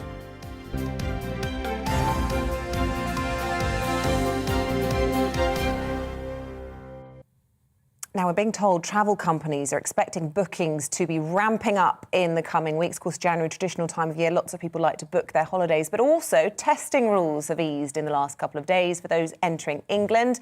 Our southeast of England reporter Ellie Costello can bring us all up to date on all of that. It looks very quiet in Southend, I must say, this morning, where you are, Ellie. Maybe the news hasn't got through there yet, but it is a lot easier to travel than it has been for a while. Good morning, Isabel and Eamonn. Yes, I should probably explain why it is so quiet here today. The airport is actually closed to passengers today because there's really important construction work going on, but they have quietened down to let me speak to you, which is very nice of Southend Airport, so thank you very, very much. But they are celebrating today because EasyJet have announced 2 new routes out of Southend Airport. They are Mallorca and Malaga, which is going to be very popular with Essex residents, and there's already been a huge demand for those flights, and that, of course, is a result of those travel testing rules which have changed from 4 a.m. this morning, which is brilliant news for the industry. So what exactly has changed? Well, at 4 o'clock this morning, people who are fully vaccinated or under the age of 18, they no longer need to take a PCR test or a rapid antigen test before they get on their flight back to the UK. And at the moment, they still do need to have a PCR when they land in England, but they do not need to self-isolate whilst they await that result. So that's that change coming in today. And then on Sunday at 4 o'clock in the morning, there's going to be another change, which is once you land in England, you don't need to take a PCR. You can just do a lateral flow. Now, it can't be a free NHS lateral flow, I'm afraid. It does need to be through a private test provider, but it will be a lot cheaper and a lot easier for people to fly into the UK, or indeed for families to visit. Now, it's not quite the same for vaccinated passengers. They still need to have a pre-departure test, a PCR test on day 2 and day 8, and they also need to isolate for 10 days. That is an important distinction to make. Well, I spoke to Paul Charles, who's a travel expert, and I asked him why these changes have come in. Obviously introduced these changes to help fight Omicron, but from the outset, it was clear Omicron was already pretty active in the UK, so they weren't needed. But the government felt, from a health point of view, they had to introduce these tough, onerous restrictions from the outset. They haven't worked. They haven't stopped Omicron coming into the UK. No travel restrictions stop infections crossing borders, as has been seen in the UK, in Australia, in New Zealand and elsewhere. We in the sector have been fighting for these changes to take place sooner. At last, they're happening over the next 48 hours, and it means that consumers can travel with more confidence and certainly as safely as they did pre-Omicron. So, as you just said, it's been a really difficult 2 years for travel, and with all these variants, it does seem like it's a new set of travel restrictions each time. People will be hoping that this will be our final one, and it's the light at the end of the tunnel, and the outlook for 22 is looking really positive. What do you think this year is looking like in terms of travel? Consumers have faced border restrictions, closures of borders, red lists, testing, PCR. The last 2 years has been a nightmare for many people. They haven't been able to see family or friends or often visit for important business trips. So at last, we're seeing light at the end of the tunnel. We're seeing testing regimes fall down. We're seeing the government realize that to live with COVID, they have to put in place less testing. And all of that means that confidence will grow. Consumers will be happier to book trips for Easter and for this summer. And travel firms are already seeing the benefits of these changes. They're already seeing huge numbers of consumers come back and book again with confidence. And I think 2022 will be a strong comeback year. It'll be a chance for the travel sector to recover and a chance for jobs to be saved. Charles there, who is a travel expert, and this is a much needed boost for the travel industry, which has had a really difficult 2 years. And it's a good thing to say this morning as well that consumer confidence seems to be on the up as well. British Airways have reported a 40% increase in bookings for their holidays from Wednesday. That's when these rule changes were announced. And EasyJet said flights to their Spanish destinations are up 427% in a week. So that's really positive stats there this morning. And the point is, Isabel and Eamonn, that people now have that short-term confidence, at least, that they can book their spring and their summer holidays knowing that testing isn't going to be reimposed anytime soon. And travel experts say this is a long step towards heading back into some sort of normality and learning to live with this virus. Ellie, thank you very much indeed. Thank you. Ellie, talking about figures, bookings on the up. Sort of applies to us as well. Record viewing figures for the breakfast show, and it's all due to you. Thank you very much indeed. Keep it happening. Let us know where you're watching. Maybe even send us a message, because we were saying earlier we want more of you, people who are our viewers and our listeners, to speak to us, and we'll get the video on telly and speak to us about what you want to talk about, because if it's news to you, it's news to us. It may be something, about bin collections. It may be, how the financial squeeze is hitting you. It may be where you're heading for your holidays, or as we've been talking today about why you love your pets, and do you think they actually understand what you say? And you're saying it's been a record week for figures on TV. It's also been a record week for figures on radio, but that's because they haven't had figures until this week. Because the first time we've been simulcasting, it is a broadcasting. We're the only company at the moment doing that, aren't we? But we love having you with us, whether you're at home watching on the TV or listening on the radio. We're very grateful. We're very thankful. It is a great honour, considering the competition around us, that you have chosen to watch Breakfast with Eamonn and Isabel. I was going to say us serving up breakfast. I wish somebody had served me up breakfast. Oh, I'm now. starving. Yeah, do you know, you just get to the mood now, I could just do it with a big fry up or something. Well, we'll do that after the show, maybe. Celebrate week one. Do you know what? If someone comes up to me and says, would you like avocado on sourdough toast or something? I just go, That's no. my favourite. Is it? Yeah. Why does any bread have to be sourdough? Like, it's just so delightful. It's not delightful. What's delightful about it? It's sort of savoury. The name is a giveaway. Sourdough. It's like, reminds you of sour milk. I don't want sweet bread. I don't want brioche. I want a nice crusty sourdough. I agree with you. I think a hamburger in brioche is ridiculous. I think it's ridiculous. Why put something savoury in something sweet like that? Yeah. But I do think in a BAP, hamburger in a BAP's lovely. Not that I'm looking for it for breakfast, though I wouldn't say no just at this time. But I don't want sourdough. I just want toast, and I want maybe a poached egg on top. Oh, but I'd like some smashed avo with that as well. But that's where we do with some chili flakes. Oh, stop it! You see, here we are serving up breakfast, salivating. What are you having for your breakfast today? Yeah, send us your brekkie pictures. Why not? As well. In the next hour of the programme, house prices rose more than £24,000 last year. But how's it looking for the year ahead? We're going to have analysis on that, predictions on that, all to come after the weather. It's time to remind ourselves there's always another winter. Canary Islands sponsors the weather. Morning. A few places waking up to a covering of snow this morning. Further sleet and snow showers to come during the day today, and quite icy out there as well. There are Met Office warnings in place. Here's the bigger picture. Low pressure to the north. This set of weather fronts just moving its way towards the southwestern corner of the UK through the day, but it's actually across the northwest where we've got snow showers coming in at the moment. Western Scotland, Northern Ireland, parts of Northern England and North Wales. Snow mostly over hills, but some down to lower levels. As I said, some places waking up to a covering and further heavy showers coming in through the day. We'll see a mixture of rain and hill snow across South Wales and southwest England around the middle of the day. Possibility of a bit of snow to low levels, but mostly it'll be over the moors and the Brecon Beacons. Much of the east dry and fine, but it's cold wherever you are. 3 or 4 degrees out on that wind, and it feels much closer to, if not below, freezing. Still some showers to come this evening. Then across the south, a mixture of sleet and rain at low levels. They scoot away. It turns cold and frosty for a time before more cloud and rain come in from the Atlantic. That will start to lift the temperatures in the west. But certainly for a time through tonight, we will again see a fairly extensive frost forming. But things turning milder into the weekend.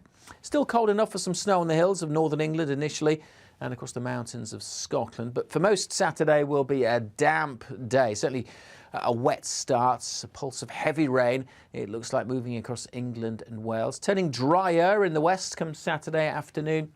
A mixture of sunshine and showers, and turning milder, although not feeling very mild, with the wet weather lingering across the eastern side of England. Those set of weather fronts do clear away, and then a bit of a gap between weather systems on Sunday. There'll be some showers across the northwest and later rain across Northern Ireland and Wales. But for many, Sunday is the drier and brighter day this weekend. Canary Islands sponsors the weather.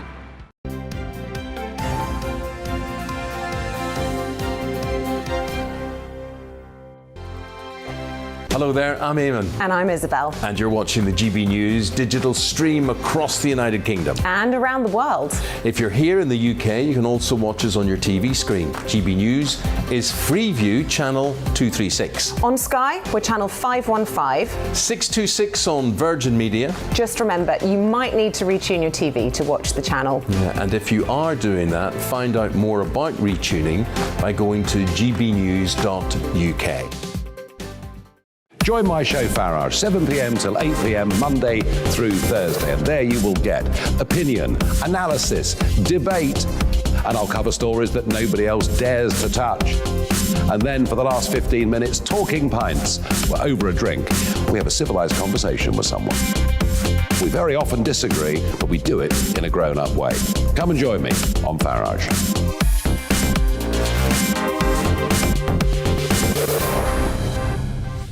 I'm Dan Wootton. Join me Monday to Thursday from 9 to 11 for the feistiest and most fun news debate on TV, where free speech reigns. I'll bring you a sharp take on the day's biggest stories, bombshell newsmaker interviews, and A-list guests. And I guarantee you, no spin, no bias, no censorship, and no reason to go to bed. That's Dan Wootton tonight, Monday to Thursdays from 9 on GB News.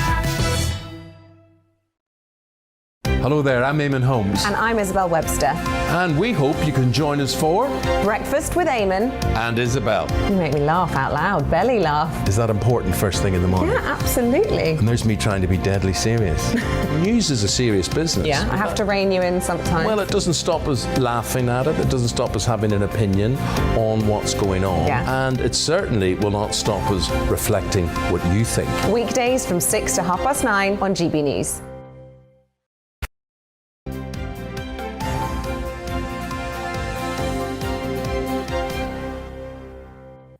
Wherever you are, wherever you're watching or listening, this is Breakfast on GB News. Thank you for your company. We're live on your TV and radio as per usual, as we have been all week. Now, we're going to talk about this term thunder snow, which is... I've never heard of it before. Well, apparently you don't want to be caught in it. It's causing widespread disruption across parts of northern England and indeed in Scotland. We're going to go to our Scotland reporter, Davy Donaldson. So, Davy, you got caught on the M8 towards Glasgow. So, what was it like? Yeah, pretty bad, Eamonn, I have to say. It was a lot of snow in a very, very short space of time, and that really was what caused the problem. I was driving along round about 6:45 this morning on the M8 heading to Glasgow. I was actually on the way to Hunterston Power Station, which is its final day today. It shuts after 46 years. Unfortunately, I couldn't make it through due to the sheer volume of snow that was coming down. You'll see some of the pictures, I'm sure, and it's still snowing here, as you can see. Things slowly returning to normal in terms of the motorway. You can see cars moving much more freely, but certainly that was a very, very different picture this morning. I was doing about maybe 20, 30 mile an hour on the main motorway here, which some cars colliding as well. I saw about 4 or 5 cars side of the road. There had been a collision. The outside lane was not usable at all. That's the sheer, as I say, the sheer volume of snow. I think that was probably somewhere in the region of about 3 or 4 inches of snow. The other alarming thing as well was that there was I didn't see many snowplows out. I saw about 2 the whole time I drove up and then back round to come back here. So yeah, that was slightly concerning as well. Even on the side roads, a lot of vehicles getting stuck too, so they've not been treated. Maybe by now the snowplows have got down there, but yeah, it was a pretty scary scene, and as I say, I had to turn about and come back here because there was absolutely no way that I was going to make it through to Ayrshire. Well, Davey, I'm glad you're all right. I hope you've got a hat, though. I can't cope with watching you there being snowed on live on the television. And I just wanted to ask you, I still am none the wiser about this term, thunder snow. What does it actually mean? Yeah, basically it's just a thunderous cloud of snow. It makes a noise like thunder, and then a severe downfall of snow. So that's really what it is, and I suspect that's what happened earlier today, because that really did come out of nowhere. It wasn't bad where I live, around in West Lothian, just raining over there. There was no snow whatsoever, but the further I came west, it started to get pretty bad, and as you'll see with some of the pictures, as I said. But I have to say I've been very, very lucky. I set up here next to the services, and you were talking about breakfast earlier on. One very kind cafe owner came out and took pity on me, gave me a coffee and gave me a roll with sausage in it. Can't ask for more. Well, stay safe, Dougie. Stay safe there. And Davy Donaldson, on the M8 in Scotland there. So let us know, are you being affected by snow, thunder snow, or any type of snow this morning? So keep in touch, and you can tweet at GBNews. Yeah, good to see us keeping the food theme alive as well. They're getting a sausage sandwich. That would throw that into the mix of what we want for breakfast this morning. Keep your thoughts coming in with ideas of what we should have for brunch when we come off air. Look, stay with us here on Breakfast. After the break, we're going to be talking about... Oh, no, I'm talking nonsense. In fact, we're not taking a break. We're going to Bradley Harris. He joins us now from Crewe. We're all over the country this morning. He is our North West of England reporter, and you've been out on people's doorsteps, taking the temperature of the public mood. What are people saying to you?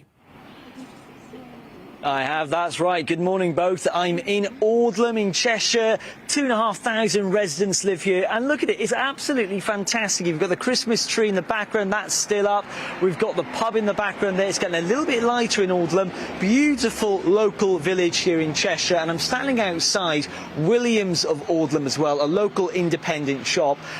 Ladies, hope you don't mind. You're live on GB News, on TV and radio this morning. I just want to chat to you because, good morning, I just want to ask about cost of living. Big subject, big issue for our viewers this morning, and for people listening on the radio. Just tell me then, I'll start off with you, cost of living, should the government raise the income tax bracket, for instance? The Chancellor, has frozen this. What would that mean to you if the income tax bracket was risen?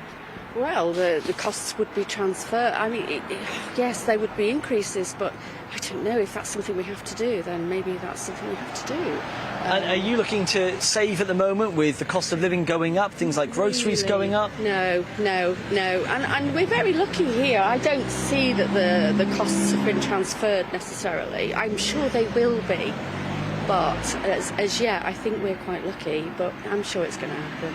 I just think it's something we have to accept. Yeah, and I do get a sense that you are very lucky here in this village. It's a beautiful place, loads of local independent shops and lovely places to live. I just want to talk to you about the community. What is so special about this place? There's lots of community groups around the village, and I work for a community group called ADCA, which is Aldlam and District Community Action, working with older people in the village.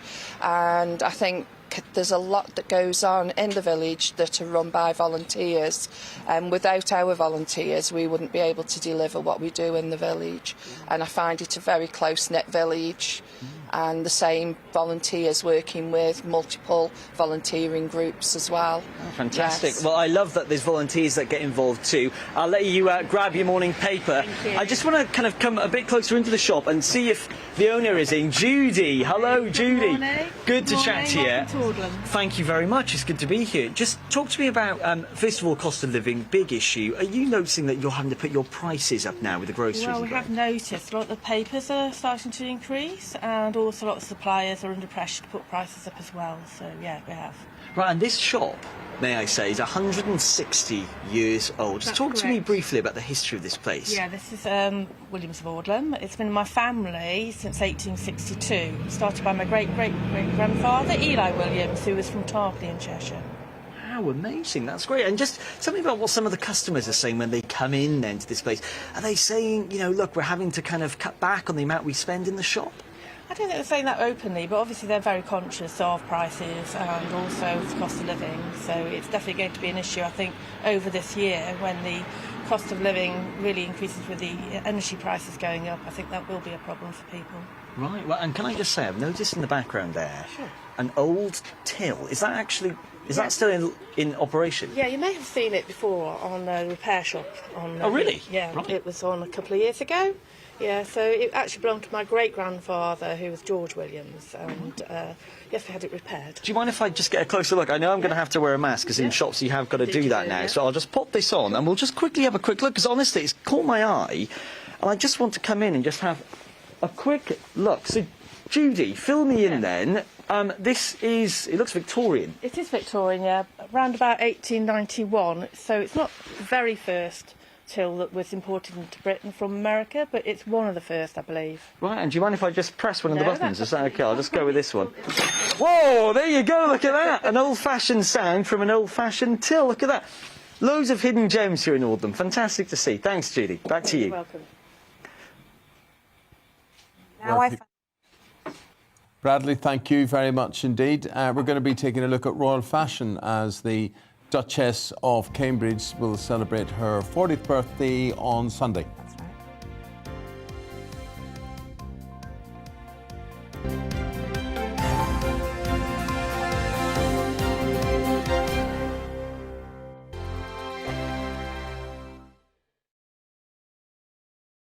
Hello there, I'm Eamonn. And I'm Isabel. And you're watching the GB News digital stream across the United Kingdom. And around the world. If you're here in the UK, you can also watch us on your TV screen. GB News is Freeview channel 236. On Sky, we're channel 515. 626 on Virgin Media. Just remember, you might need to retune your TV to watch the channel. Yeah, and if you are doing that, find out more about retuning by going to gbnews.uk. Join my show Farage, 7 p.m. till 8 p.m. Monday through Thursday. And there you will get opinion, analysis, debate, and I'll cover stories that nobody else dares to touch. And then for the last 15 minutes, talking pints. We're over a drink. We have a civilised conversation with someone. We very often disagree, but we do it in a grown-up way. Come and join me on Farage.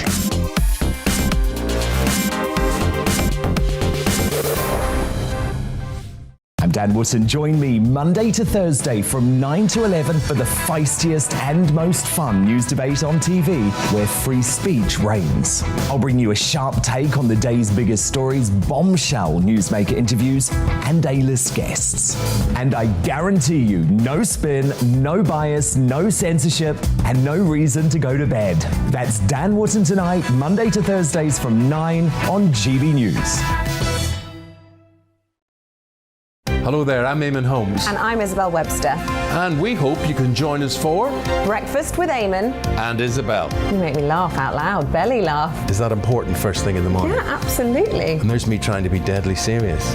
News is a serious business. Yeah, I have to rein you in sometimes. Well, it doesn't stop us laughing at it. It doesn't stop us having an opinion on what's going on. Yeah. And it certainly will not stop us reflecting what you think. Weekdays from 6 to 9:30 on GB News.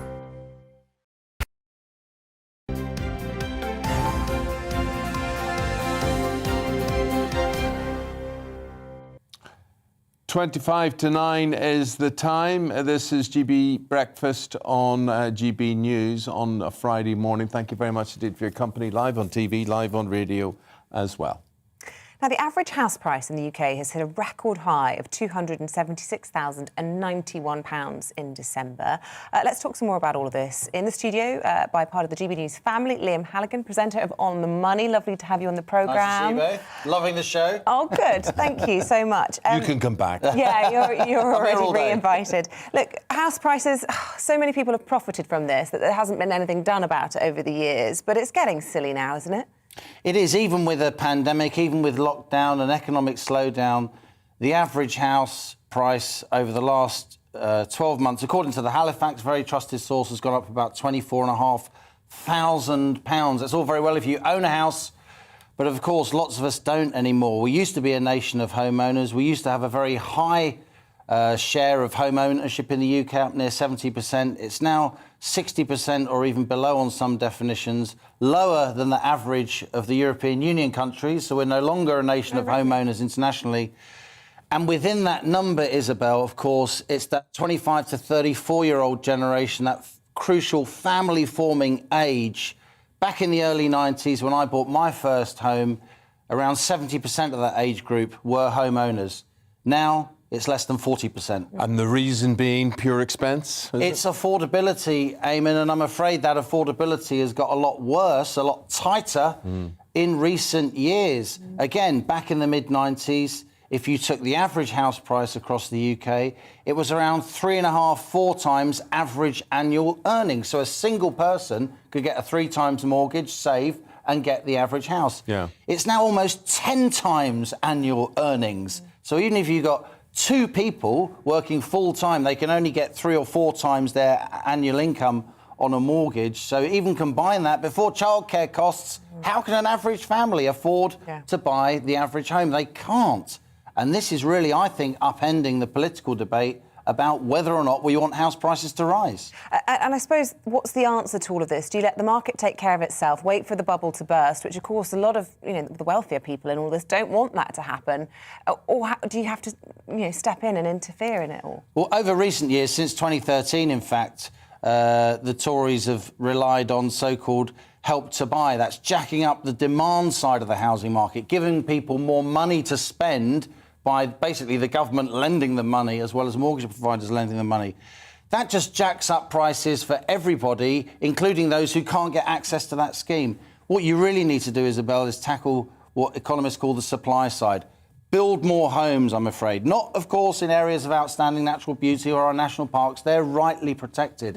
But build more homes generally. And I'm afraid there's a lot of very big building companies who now control the market who don't want more homes to be built. They want to build out slowly to keep profitability high, to make more money by building fewer homes. So when you say they control the market, they own a lot of land, basically. Indeed. And there's no obligation that they have to have a quota per year or whatever? Not at all. If you give me a planning permission, you're the council, you give me a planning permission, the land that I own or control goes up 2, 3, 400-fold sometimes if it's agricultural land, but there's no obligation to build if you get a planning permission. You're meant to build within 2 years, but if you don't, it lapses. You can reapply. These big house builders, they're very, very powerful. And you're right, Eamonn, you've really put your finger on it. A planning permission, in my personal view, and this is a personal view, should not just be permission to build, it should be an obligation to build, because if you're a big builder, you got that planning permission, that little guy, that little builder can't get that planning permission. Yeah, it's so depressing, isn't it? Yeah, but is the government building? They're not building either, in terms of affordable accommodation. That's right. So-called social housing, council housing in old money. Yeah. A third of people used to live in council homes back in the late 70s when we were lads. It's now about 15%. And whether or not you think that's a good thing or not, we are always going to need subsidised rented accommodation that's permanent for people on lower incomes and otherwise vulnerable households. The council house waiting list is now 1.2 million, far higher than in previous years. And interestingly, I was speaking to the chief exec of Shelter, that incredible housing Kathy Come Home and all that charity. We're going to show her Polly Neat's interview on my On the Money show early next week. And she was telling me that in her view, and she's got no reason to big up the Tories, within the Conservative Party, within the Communities Department, within the mind of Michael Gove, someone as important as that, now the Minister of Levelling Up, the Tories are thinking hard about building more council housing, because in the end, for many people, that's the only chance they have of getting a permanent address, putting down roots in the community, building a family. How anyone can afford stuff in London, a house in London, if they're in a pretty average job, or even a very good job, Eamonn. Or even a very good job, yeah. I mean, it must be an absolute nightmare. And that means is all linked to social mobility. You know, a lot of people are not going to be able to give their children or help their children to achieve what they had growing up. And that really worries me as a parent. My kids will probably never have a house and garden. They'll probably be in a tiny little flat. I'm so glad you said that, Isabel. It is about social mobility. I've written loads of columns and books over the years about housing, and the reason I have is because I grew up in a first-generation home ownership home. So both my parents grew up in either a council house or rented accommodation, and the fact that my parents, as working-class people, could buy their own home was completely transformational. So the housing market in the UK has traditionally been a source of social mobility, of progress. With now, as those figures I gave you at the beginning of this discussion, with over half a generation of young adults locked out of home ownership, even people with degrees and fancy jobs and all the rest of it, the housing market is no longer a source of social mobility. It's now a source of social division and even rancour. And a lot of people looking at these incredible house price rises, even over the last year, will say, oh, that's great because I own a home. But many more people will be thinking, as you say, Isabel, how can my kid buy a house? Yeah. Awful. You know, when we bought our council house in the early 80s, my family, you would have assumed that it was being replaced. And the sad thing was it wasn't being replaced. Even though the legislation, that original Tory legislation, Michael Heseltine, Peter Walker introduced that under Thatcher, sell council tenants their own homes. What a wonderful idea. The legislation said that each local authority, pound for pound, had to replace every home they sold with a home that they've built. It never happened. No. That's one reason why our stock of council housing, of social housing, is depleted. And as council house building fell under the Tories in the 80s, under Thatcher, under Blair and Brown, it absolutely disappeared altogether. And even now, we're only building a couple of thousand council houses every year. We do have housing associations who help, but it seems to me that the Tories are now thinking hard about pushing local authorities to build more social housing, and rightly so. OK, well, that's a housing prediction for the year ahead. Liam Hannigan, thank you very much indeed. Appreciate talking to you. Now, stay with us. Kate Middleton is who we're discussing next. She is, of course, celebrating her 40th birthday this weekend. She's not splashing out for a big party, as might she well have done. She's actually keeping it quite low-key, and that's because, of course, of the ongoing pandemic. But the Duchess's fashion will definitely not be low-key when it comes to her outfit choices. The Duchess of Cambridge is always some of the best dresses and accessories out there. Well, to talk some more about all of this, we're joined now by Sarah Louise Robertson. She's a showbiz and royal reporter. A very good morning to you. Look, right from the moment she captured the imagination of Prince William when she was on the catwalk aged 20 at St Andrews University, right up until just this last weekend when we've seen her over the royal period dressed out in her best outfit, she always looks $1 million. In the sartorial stakes, Kate Middleton, Duchess Catherine of Cambridge, she never, ever fails to get it wrong. She is absolutely a style icon. There is no doubt about it. From the moment she put on that beautiful blue Issa dress for the engagement photographs with Prince William back in 2010, that was when the Kate effect, as it was called, was born. As you can see there on your screen. And that dress sold out within 24 hours. And just from that moment, you know, Kate was on the world stage with all eyes on her and what she was wearing. She is a queen and master, shall I say, at picking timelessly chic outfits we've seen over the years. And her style is something that has evolved, but she prefers to go for a classic, elegant look, which suits her. I mean, she could put on a bin bag and look absolutely beautiful. The woman has a figure that is made for high fashion and couture, you know, the height, the elegance. She's beautiful. You know, she can literally wear anything and make it look amazing and want people to go out and buy it. but she prefers, you know, to keep to a very elegant, timeless, classic style, which we associate her with, be it, you know, the lovely midi dresses, her nude LK Bennett shoes, which she seems to favour a lot. And then when it comes to those big events, she knows how to pull it out of the bag. We saw recently the James Bond premiere when she was wearing that stunning Jenny Packham gold gown. Daniel Craig as James Bond was shaken and stirred when he bumped into the Duchess of Cambridge on the red carpet. I mean, I think he told her, you look lovely. And there was an intake of breath when he saw how magnificent she looked. And when she came out on that red carpet, I just felt, yes, Kate, you have nailed it. You are literally a global fashion icon that can give any Hollywood so Sarah star Louise, a run what is for she her like? money. What is her power as an influencer like? I mean, I know she influences Isabel here, and but is that a widespread influence? I can't think of a single female around my age, I'm going to be 40 this year as well, who dislikes her style. And I remember when she first started going out with Prince William, or it was sort of, you know, around the time of their engagement, she used to be quite a high street shopper, didn't she? She'd be going to Reiss, and I'd be trying to find the dresses that she was wearing because they worked quite well with the kind of work I was doing. And she's just matured so beautifully through the decades. And there was a stage, I think she did have a blip, and I don't want to be the one to criticise her, but she did have a blip. It was widely reported that Her Majesty had said that her knee line, her hemline, needed to be below the knee. And I think she cut a fringe and she went a bit frumpy. Maybe it was around the time she was having kids, and trust me, we've all been there. But she pulled it back out the bag. She sorted her looks back out. I was going to say, sorry, I didn't mean to interrupt that. I was going to say, in defence of her, you know, she's obviously having to balance her role, you know, with obviously being a mother, you know, working, her charities. It's a very fine line you have to tread. And she knows one day, you know, her husband's going to take the throne. She is a queen as well of repeating. She loves to repeat an outfit. And this is something she's also a master at, as well as picking these timelessly chic pieces. So this, when she was in Germany, the Queen really likes that she repeats her outfits, and her outfits are quite budget friendly. You know, she likes Kate's thrifty sense of styling. And as you pointed out, yes, she loves to go to the high street. She will mix up, you know, a bit of high street with high fashion.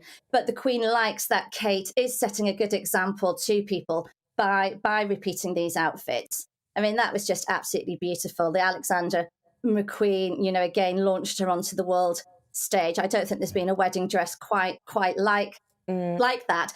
Another thing Kate does as well, she's famous for, is she really champions British designers and favours British designers, be it Catherine Walker, who her mother-in-law, Princess Diana, was a huge fan of, to Jenny Packham, as I said, with the gold gown.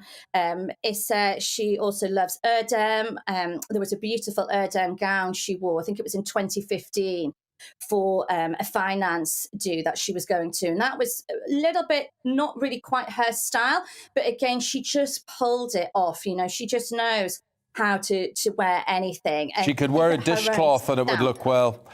Sarah Louise, thank you very much indeed. Sarah Louise Robertson is a freelance showbiz and royal reporter on that, and she knows a thing or two about style, and we're all agreed that the Duchess of Cambridge pulls it off very, very well. We wish her a happy birthday. And yeah, for Sunday morning. Thank you. Right, let's take a look at front pages today ahead of the newspaper review. Tax rises in the Telegraph. It says more than 1 million people set to be moved into a higher tax band. Here's the Mirror reporting that Prince Andrew is in a big rush to sell his £17 million ski chalet in order to pay for rising legal costs. The Times and a second juror in the trial of Ghislaine Maxwell has said they were a victim of abuse, raising more concerns about the validity of the verdict. Vandals cannot change British history, according to Boris Johnson, as his comments cover front of the Daily Mail following the Colston statue trial verdict. And that's where we'll start as we go to our newspaper review with Andrew Eamonn and Claire Muldoon on this. And this is front page. I mean, I'm just seeing, just to put, I think a lot of people were aghast at this, and I'm seeing Richard Littlejohn writing in the Mail today The acquittal of 4 statue topplers in Bristol this week is further evidence of a world gone stark, staring mad. Even though they were caught on camera committing criminal damage and made no attempt to deny it, they were found not guilty by a majority of 11-1. Now, as a lawyer yourself, Andrew, what is your take on this? Well, I think it's absolutely crazy. I think Richard Littlejohn is right on that sort of basis. The judge in this, another Blair in the news, that's his name, he was basically he told off the defence barrister to say, in their closing speech, they talked about being on the right side of history, is what the barrister said, which has nothing to do with the case at all. And he told him off for saying that. But he also allowed a historian to come in and talk about how awful, what it was, a crime against humanity, that you could have this statue up there. The crazy thing is this, is that it wasn't, the judge urged them to decide it on the facts. That's what you need to do in a legal case. What we're not allowed to do for jurors is to find out about their deliberation. It's actually an offence to turn around to a jury and say, look, what did you deliberate about? Were you really influenced by this? So people have supposed that all the evidence was there and therefore they should have been convicted. The jury could have discussed anything and we will never find out. But you're right, it is woke gone mad. OK, your views on that one at GB News, let us know. Claire, we turn to you. And I hear something I remember, and it created a lot of trouble in Northern Ireland. Both ITV and the BBC used to close at night at 10:30 or so. There was no 24-hour television. And then the national anthem was played, a little film of the Queen, a tribute of the colour or something like that, and that was it. Not only did it happen on TV, it happened in nightclubs. Really, did it? Oh my! Even in Belfast? Bottles would have rained down. Wow. So, you know, it was incredible. Yeah. That happened. It happened in cinemas. So you'd watch your film and then the Queen would come up on her horse and whatever, and that's it. So what century are we talking, Eamonn? We're talking about 1977, 78, 79. It all happened then. Yeah. It's all in the book Game and Homes. It's all there. Yeah. My growing up. Signed copy. OK, so next week. This is being proposed again. It has been, and it's a backbencher because the BBC actually, up until October 1997, used to play the Queen's the national anthem every single night. It's still played at 1 a.m. on Radio 4, the BBC other radio network. And to mark the Queen's Platinum Jubilee, this backbencher has suggested that the BBC play it again. How has that been received? It's not been received very well at all. He is saying it unifies the country. I have never witnessed any more dysfunctionality in terms of unity or unification within the 4 Isles of Ireland, Scotland, England and Wales at the moment, as we are seeing now, with the independence tropes being vilified all over by Drakeford's Wales and Sturgeon's Scotland. Would the BBC, would the national anthem have any form of unity in this? I don't know, but what I can tell you is the divisive nature of such a thing, as you've quite rightly suggested earlier, and you've witnessed earlier, it divides nationalities, it divides the nation. Bringing it back, will it have any unification? Who knows? No, we do know. It wouldn't. I mean, it wouldn't in Northern Ireland. It certainly wouldn't in Northern Ireland. Yeah, and I'm sure there's lots of parts of Scotland where it wouldn't either. But I think generally what should be done is they should reintroduce public information films that lecture us. What, like the Pathy ones? No, the ones that they used to have about litter, you know, pick it up and all that sort of thing. All those the squirrels, do you remember that? And crossing the road. Do you remember Tufty? I remember Tufty. Green Cross Code. Oh, and the Green Cross Man, wasn't he? How can that manifest into the national anthem? Well, that's good. No, I'm saying that television stations should have an obligation to play public information films, I think. Nostalgia ain't what it used to be. Well, these countries aren't like the. I mean, people's public opinion of the royal family is completely divided. We were talking earlier in the other 2 segments about the Duke of York. I mean, there's things going on that we need to address, and people are being squeezed right, left, and centre. I do. I think the Queen is a magnificent head of state. I think it's awful that children do not know the words of their national anthem. I think when you see sportsmen and women... Well, quite often footballers don't know them. Well, this is the thing. They don't know it. And I think that's actually embarrassing. Mm-hmm. OK. We're talking comedy now. Comedy to be prescribed on the NHS in The Guardian. It's a wonderful, wonderful story because comedy, they work out, is the great way of making people feel better. It's OK not to be OK, but having a good laugh, it releases all those endorphins and so on and so forth. It is contagious. It's that wonderful thing where they sort of depict comedy and tragedy, and you put the two together. And I think we are all the same. If you prick me, do I not bleed? If you tickle me, do I not laugh? Who makes you laugh? You make me laugh. I think you are. I'm supposed to be deadly serious. No, but you are done more TV, breakfast TV, than anybody in the world. Isn't that right? And yes, it's a record. I think it's fantastic. You are brilliant in the morning. I love it because you've got a wonderful dry sense of humour. I've really enjoyed the week. This makes me laugh. I love the croissants. Rock solid. Yeah, they make me laugh. I think that's good. There is humour in everything. There is humour in everything. I find that Barry Humphries, who's a big friend of Dame Edna Everidge, is, I think, hilarious, comic genius. I like Peter Kay. Peter Kay is very funny. Laugh as well. Do you deliver? Garlic bread. Who's there's a guy from Glasgow? I'm thinking Billy Connolly. No, not. He's not very good. It's gone from me now. But I do enjoy all of that sort of humour. What about you? Who makes you laugh? Oh, God, loads of people make me laugh. I went to see the Book of Mormon for my 50th, actually, on the day of my birthday a couple of days ago. That made me laugh. But you're religious. I heard that was sacrilegious. Did you? Yes. No, go and watch it. It's good. Okay. And all my 4 children, varying ages from 17 to 23, loved it. Loved it. Quick one on making beer from pies. Yes, I hate waste. I really do.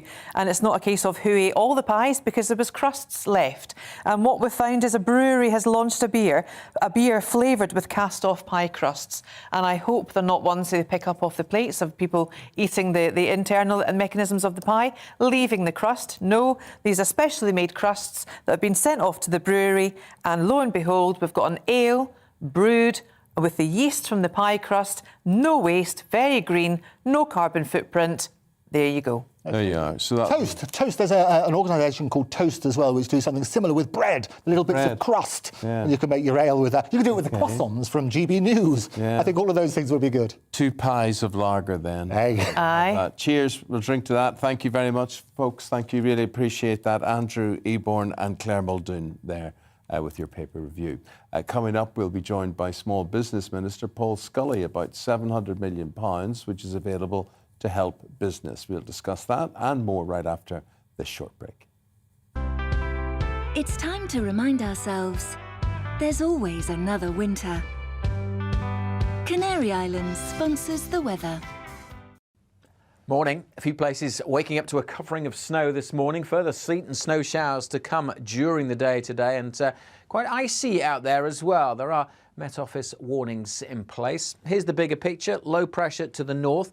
This set of weather fronts just moving its way towards the southwestern corner of the UK through the day, but it's actually across the northwest where we've got snow showers coming in at the moment. Western Scotland, Northern Ireland, parts of Northern England and North Wales. Snow mostly over hills, but some down to lower levels. As I said, some places waking up to a covering, and further heavy showers coming in through the day.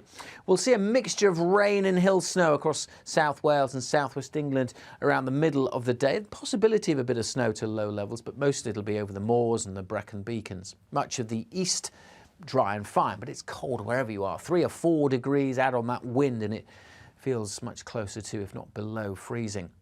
Still some showers to come this evening. Then across the south, a mixture of sleet and rain at low levels. They scoot away. It turns cold and frosty for a time before more cloud and rain come in from the Atlantic. That will start to lift the temperatures in the west. But certainly for a time through tonight, we will again see a fairly extensive frost forming. But things turning milder into the weekend.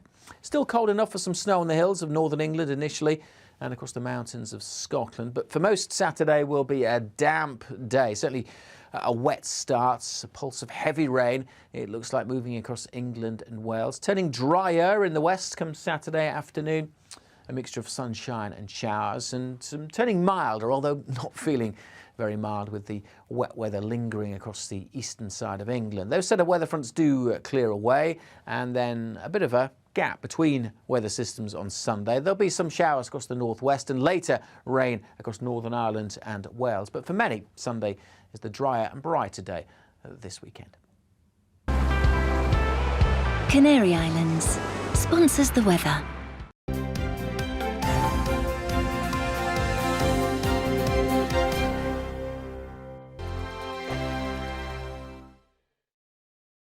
Hello there, I'm Eamonn. And I'm Isabel. And you're watching the GB News digital stream across the United Kingdom. And around the world. If you're here in the UK, you can also watch us on your TV screen. GB News is Freeview channel 236. On Sky, we're channel 515. 626 on Virgin Media. Just remember, you might need to retune your TV to watch the channel. Yeah, and if you are doing that, find out more about retuning by going to gbnews.uk. Join my show Farage, 7 p.m. till 8 p.m. Monday through Thursday. And there you will get opinion, analysis, debate, and I'll cover stories that nobody else dares to touch. And then for the last 15 minutes, talking pints. We're over a drink. We have a civilized conversation with someone. We very often disagree, but we do it in a grown-up way. Come and join me on Farage.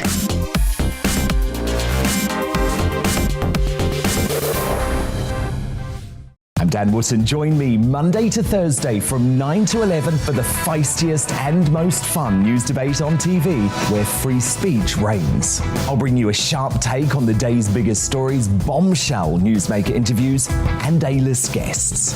And I guarantee you, no spin, no bias, no censorship, and no reason to go to bed. That's Dan Wootton tonight, Monday to Thursdays from 9 on GB News. Hello there, I'm Eamonn Holmes. And I'm Isabel Webster. And we hope you can join us for Breakfast with Eamonn and Isabel. You make me laugh out loud, belly laugh. Is that important first thing in the morning? Yeah, absolutely. And there's me trying to be deadly serious. News is a serious business. Yeah, I have to rein you in sometimes. Well, it doesn't stop us laughing at it. It doesn't stop us having an opinion on what's going on. Yeah. And it certainly will not stop us reflecting what you think. Weekdays from 6 to 9:30 on GB News.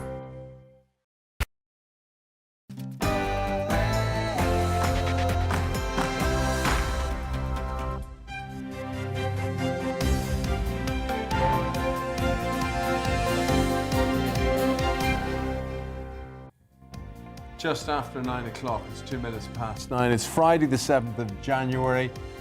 You're watching and listening to Breakfast on GB News.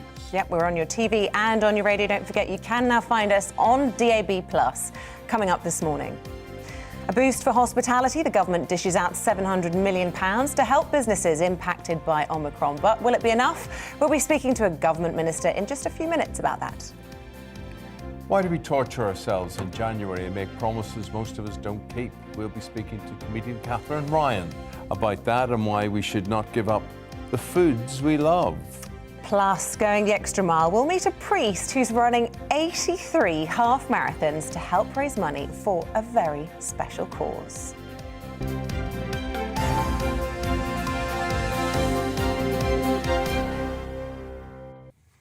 OK, it's been widely reported, of course, throughout the pandemic that hospitality and leisure businesses have been badly affected, and Omicron is no different. The government have decided, as a result, to allow businesses to apply for one-off cash grants of up to £6,000. They say over £700 million is available to help those needing help.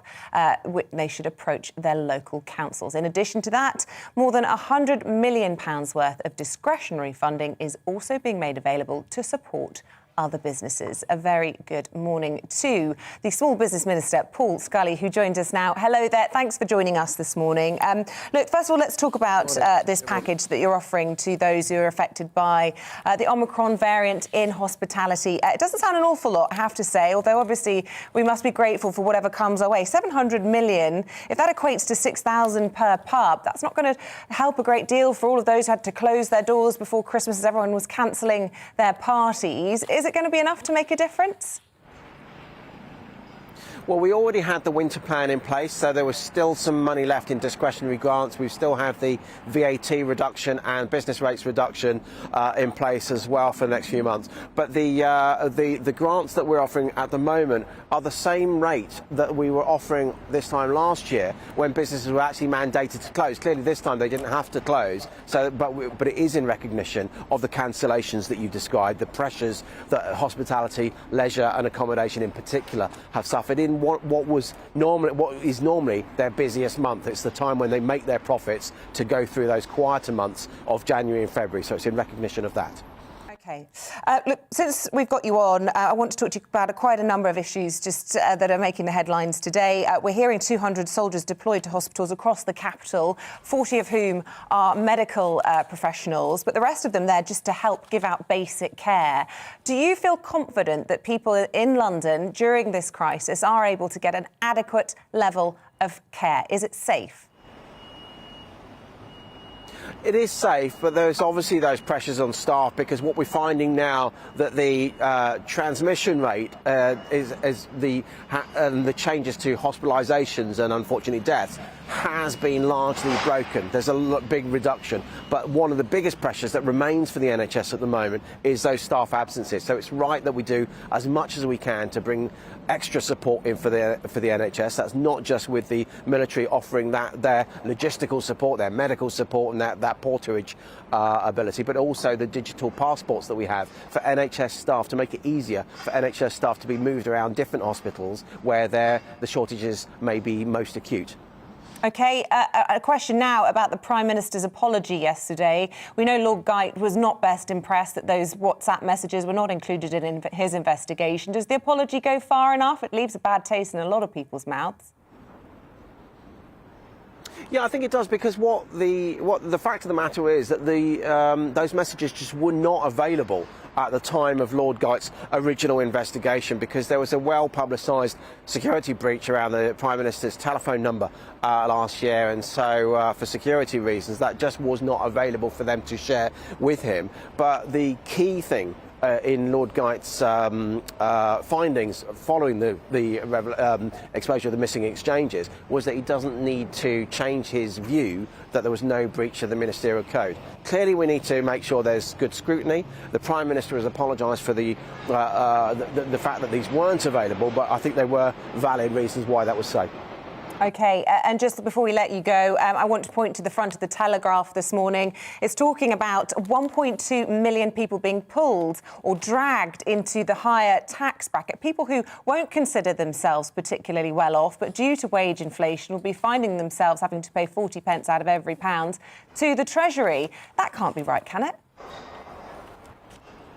Well, I think the wage inflation for many people is a good thing to increase their wages. Nobody is going to be have less take-home pay following in the new financial year, but the basic rate of allowance is actually the most generous in any of the G20. So and the increases that we've made to that basic tax threshold, it means that it's increased by something like 50% over the last 10 years. So we're protecting the most vulnerable, the lowest paid, but we're also making sure that whilst our economy is growing, those increased revenues that needs to be shared in terms of making sure that our public sector and public finances are protected and the public services are paid for, including the NHS, which is suffering that pressure that we've just been talking about. Of course, with the backdrop of the squeeze that we keep talking about, the cost of living, a lot of people won't agree with you, not least Jacob Rees-Mogg within the Cabinet now saying that he thinks that national insurance rise should be scrapped in April. Just a yes or no answer. Do you agree with him? Well, in terms of the national insurance rate, that's a slightly different thing from the tax threshold, clearly. But no, of course, but it's all related to the squeeze on the cost of living. So just a simple answer will suffice. Do you think it should be scrapped in April?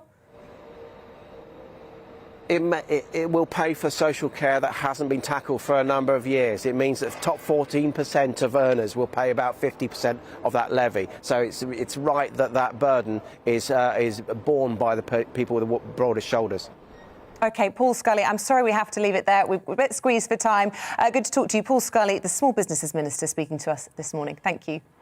And the news you're starting your day with on this Friday morning. A second juror in the Ghislaine Maxwell trial has reportedly claimed to have been sexually abused as a child. It follows reports earlier this week that juror Scotty David shared his experiences of abuse during deliberation. A hearing on January 19th will decide if Maxwell will be retried. Pre-departure COVID tests for travellers arriving in England have been scrapped. Instead, travellers need to take a lateral flow test no later than the end of day 2 after their arrival. They also no longer need to self-isolate until they receive a negative PCR test. A 16-year-old boy has been arrested on suspicion of murder after a man was found dead at a property in Christchurch. Dorset police launched an investigation after the body of a man in his 30s was discovered on Tuesday evening. Australia's Home Affairs Minister says Novak Djokovic is not being held captive. He's free to leave at any time. It comes as fans of the tennis star continue to protest over his detention in a quarantine hotel. He's awaiting the outcome of an appeal with authorities over a COVID-19 medical exemption. New research shows that dogs can tell the difference between languages. Experts carried out a brain imaging study on 18 dogs and it showed different activity patterns to a familiar and unfamiliar language. Researchers say it is possible that dogs' brains have changed during the tens of thousands of years they have been living with humans.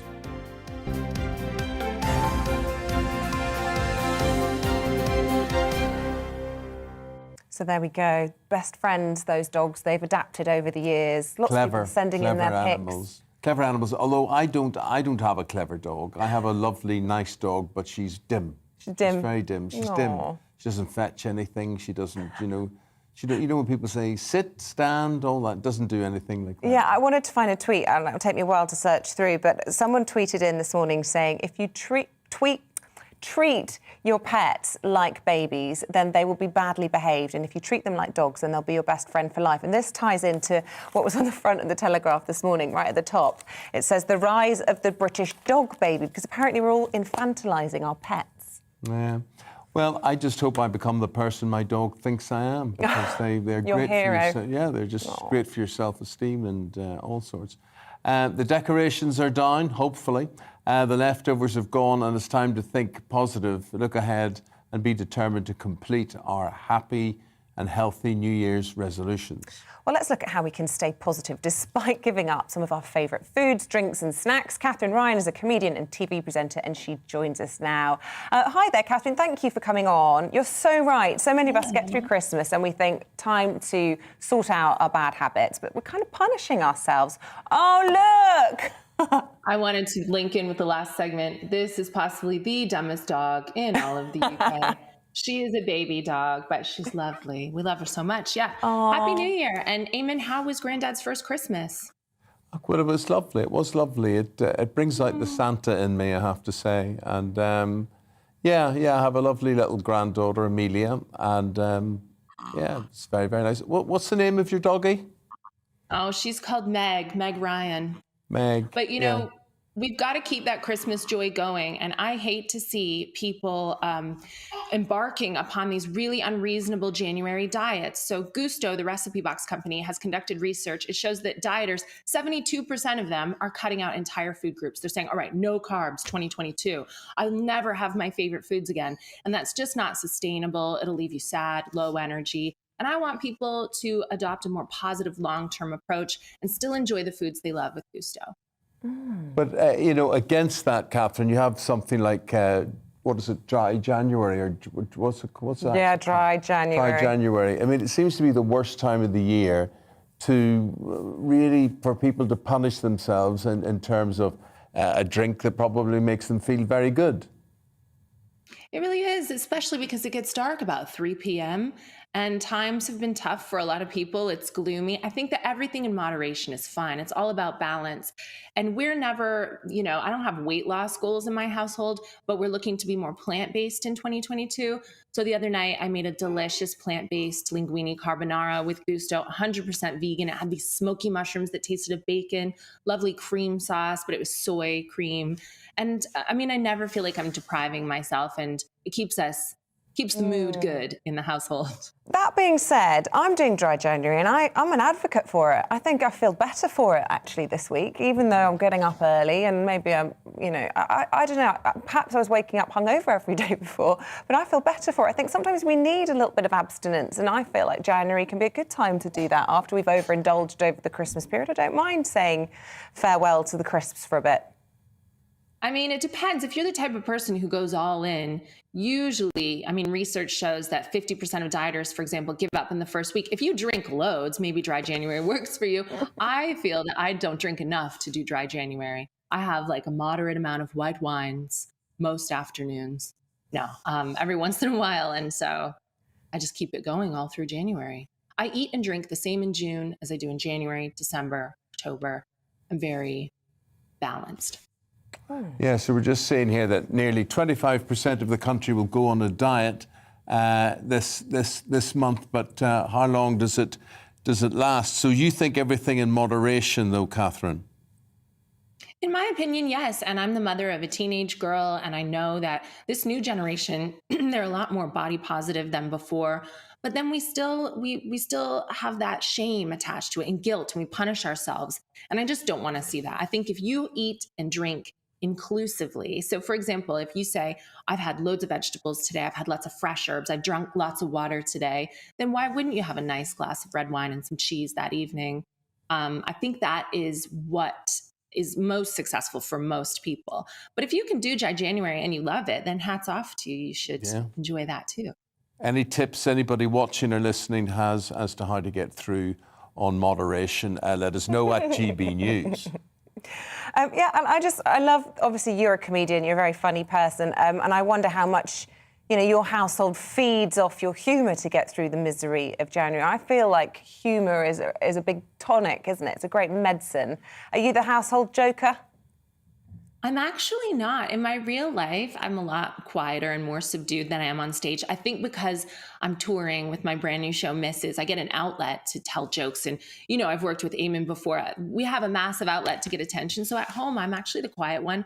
My daughter is 12 now. She is so funny. And even my husband really makes me laugh. But we value comedy in the house, and we're always laughing. You can't offend anyone in our house. Yeah, and think of how much funnier you are beside me. And I make her seem even funnier than she is because I'm not very funny. You're very funny, Eamonn. I miss your comedy show. I loved being a guest on there, and I laughed all the time when I was with you. What's your comedy show called? Oh, there were so many of them. It's probably This Morning she's talking about. I didn't know you did a comedy show. That was the big comedy show, that was. Catherine, lovely to... Brooke, it was so fun, and I love everything that you do. It's nice to see you this morning. You're very kind. You're very, very kind. Catherine, lovely talking to you. Everything in moderation, as you say. Be Apart happy, from laughter, be healthy. That in excess. Yeah. Stay safe and well. You and Meg. Yeah, the dumb dog. I love it. Stay with us after the break. A music and sports-loving priest who is at the tender age of 83 has completed 83 half marathons to raise funds to replace a university chapel. Organ will be speaking to him after the break.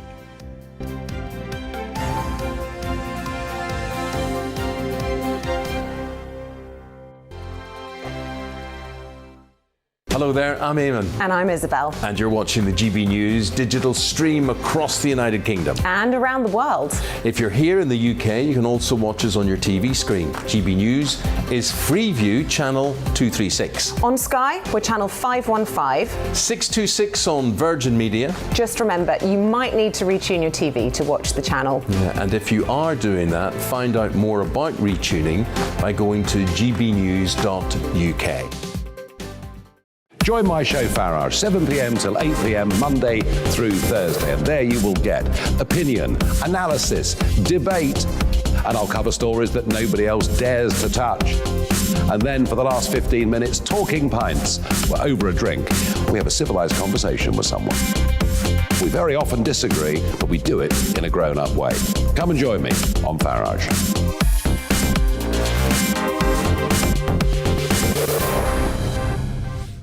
Dan Wootton. Join me Monday to Thursday from 9 to 11 for the feistiest and most fun news debate on TV, where free speech reigns. I'll bring you a sharp take on the day's biggest stories, bombshell newsmaker interviews, and A-list guests. And I guarantee you, no spin, no bias, no censorship, and no reason to go to bed. That's Dan Wootton tonight, Monday to Thursdays from 9 on GB News. Hello there, I'm Eamonn Holmes. And I'm Isabel Webster. And we hope you can join us for Breakfast with Eamonn. And Isabel. You make me laugh out loud, belly laugh. Is that important first thing in the morning? Yeah, absolutely. And there's me trying to be deadly serious. News is a serious business. Yeah, I have to rein you in sometimes. Well, it doesn't stop us laughing at it. It doesn't stop us having an opinion on what's going on. Yeah. And it certainly will not stop us reflecting what you think. Weekdays from 6 to 9:30 on GB News.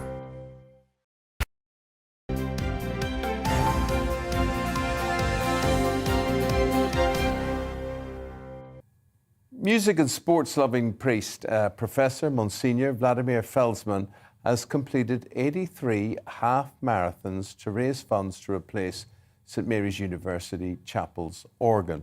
How bad a state is it in, Monsignor? Dead. Dead? Oh. Dead.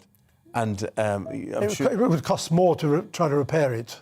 Yes. So we're going to get a new one. Yeah. Well, you were motivated then. He was motivated to complete 52 laps of the Sir Mo Farah athletics track 83 times over, and was joined by student, staff and alumni for laps off the track.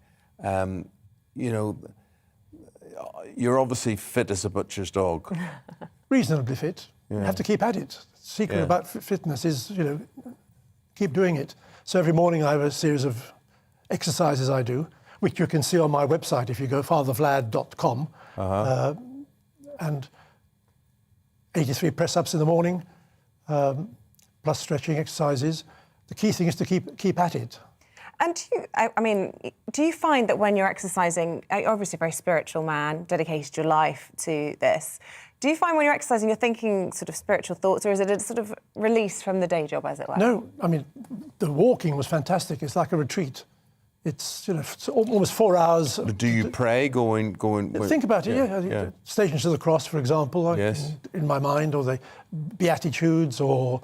and you have your morning prayers, your matins, don't you? Then, Yes. as a priest, you've got all of that to do.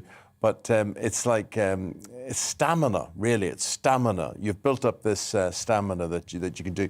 When I was young, I was a cross-country runner, and I often think that the mental fortitude that gives you stays with you for the rest of your life in terms of other tasks and things that you would do. Well, that's why I set up this charity, John Paul II Foundation for Sport, which is teaching young people virtues through sporting virtues, which can be transferred to life. Yeah. I mean, generosity, courage, patience, resilience, all those sort of things. If you do for sport, you can live in life. What sort of support are you getting? Because, you know, there's lots of things that can move people, and I'm just wondering, does the organ at the university, is it something that people can identify with and will donate to your cause? I hope so, because I mean, the organ is not only for services, but it will have recitals for the local community. And the dream I have is that around the organ, you'll be able to have a choir of young children from disadvantaged families. Yes. Which they've done in Leeds, up in Leeds, north of England. And it was great. It gets them off the street and teaches them self-confidence, discipline, and self-worth. And this has combined your love of all your favourite things, music and sport. And sport for you, when you came over to the UK from Czechoslovakia as a refugee after World War II, was a real key to you making friends, wasn't it? Absolutely, yep. I mean, we weren't refugees initially because my father was a diplomat. So in 45, he came over, we came over, my mother and my sisters and brother came in 46. Then in 48, when the communists took over, we became refugees. I see.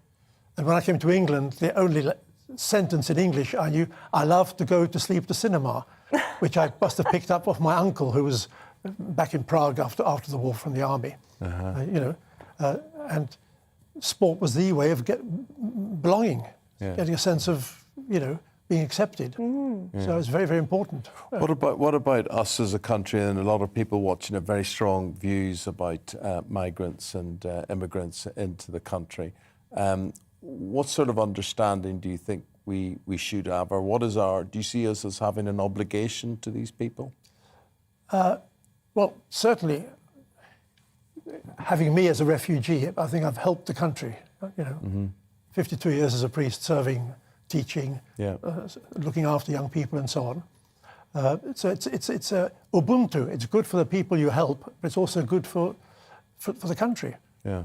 Because a lot of these people, they've made the effort to come all the way from Syria. They're committed people. Yeah. They're not going to sit around twiddling their thumbs. So, when's your next lap, or what happens next in terms of what you're doing here with this task?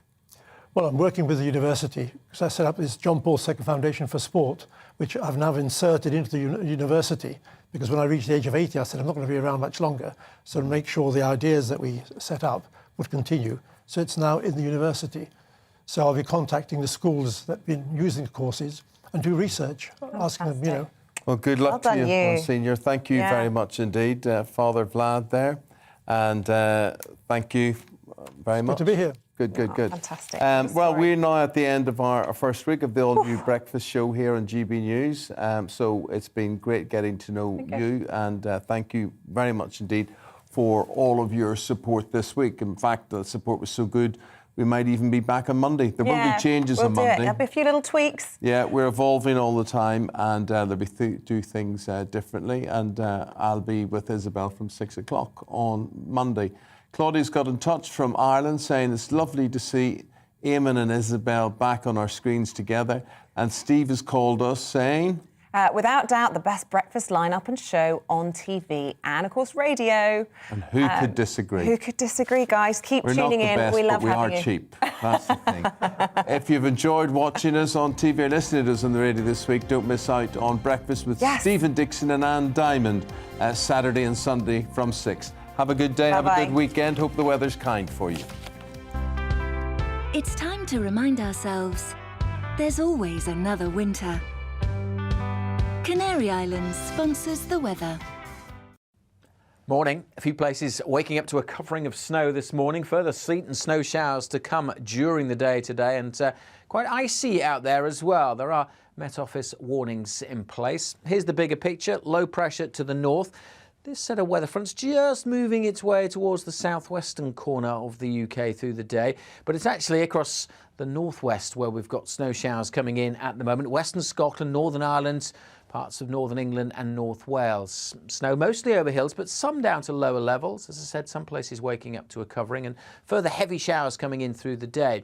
We'll see a mixture of rain and hill snow across South Wales and Southwest England around the middle of the day. Possibility of a bit of snow to low levels, but mostly it'll be over the moors and the Brecon Beacons. Much of the east dry and fine, but it's cold wherever you are. 3 or 4 degrees out on that wind, and it feels much closer to, if not below, freezing. Still some showers to come this evening. Then across the south, a mixture of sleet and rain at lower levels. They scoot away. It turns cold and frosty for a time before more cloud and rain come in.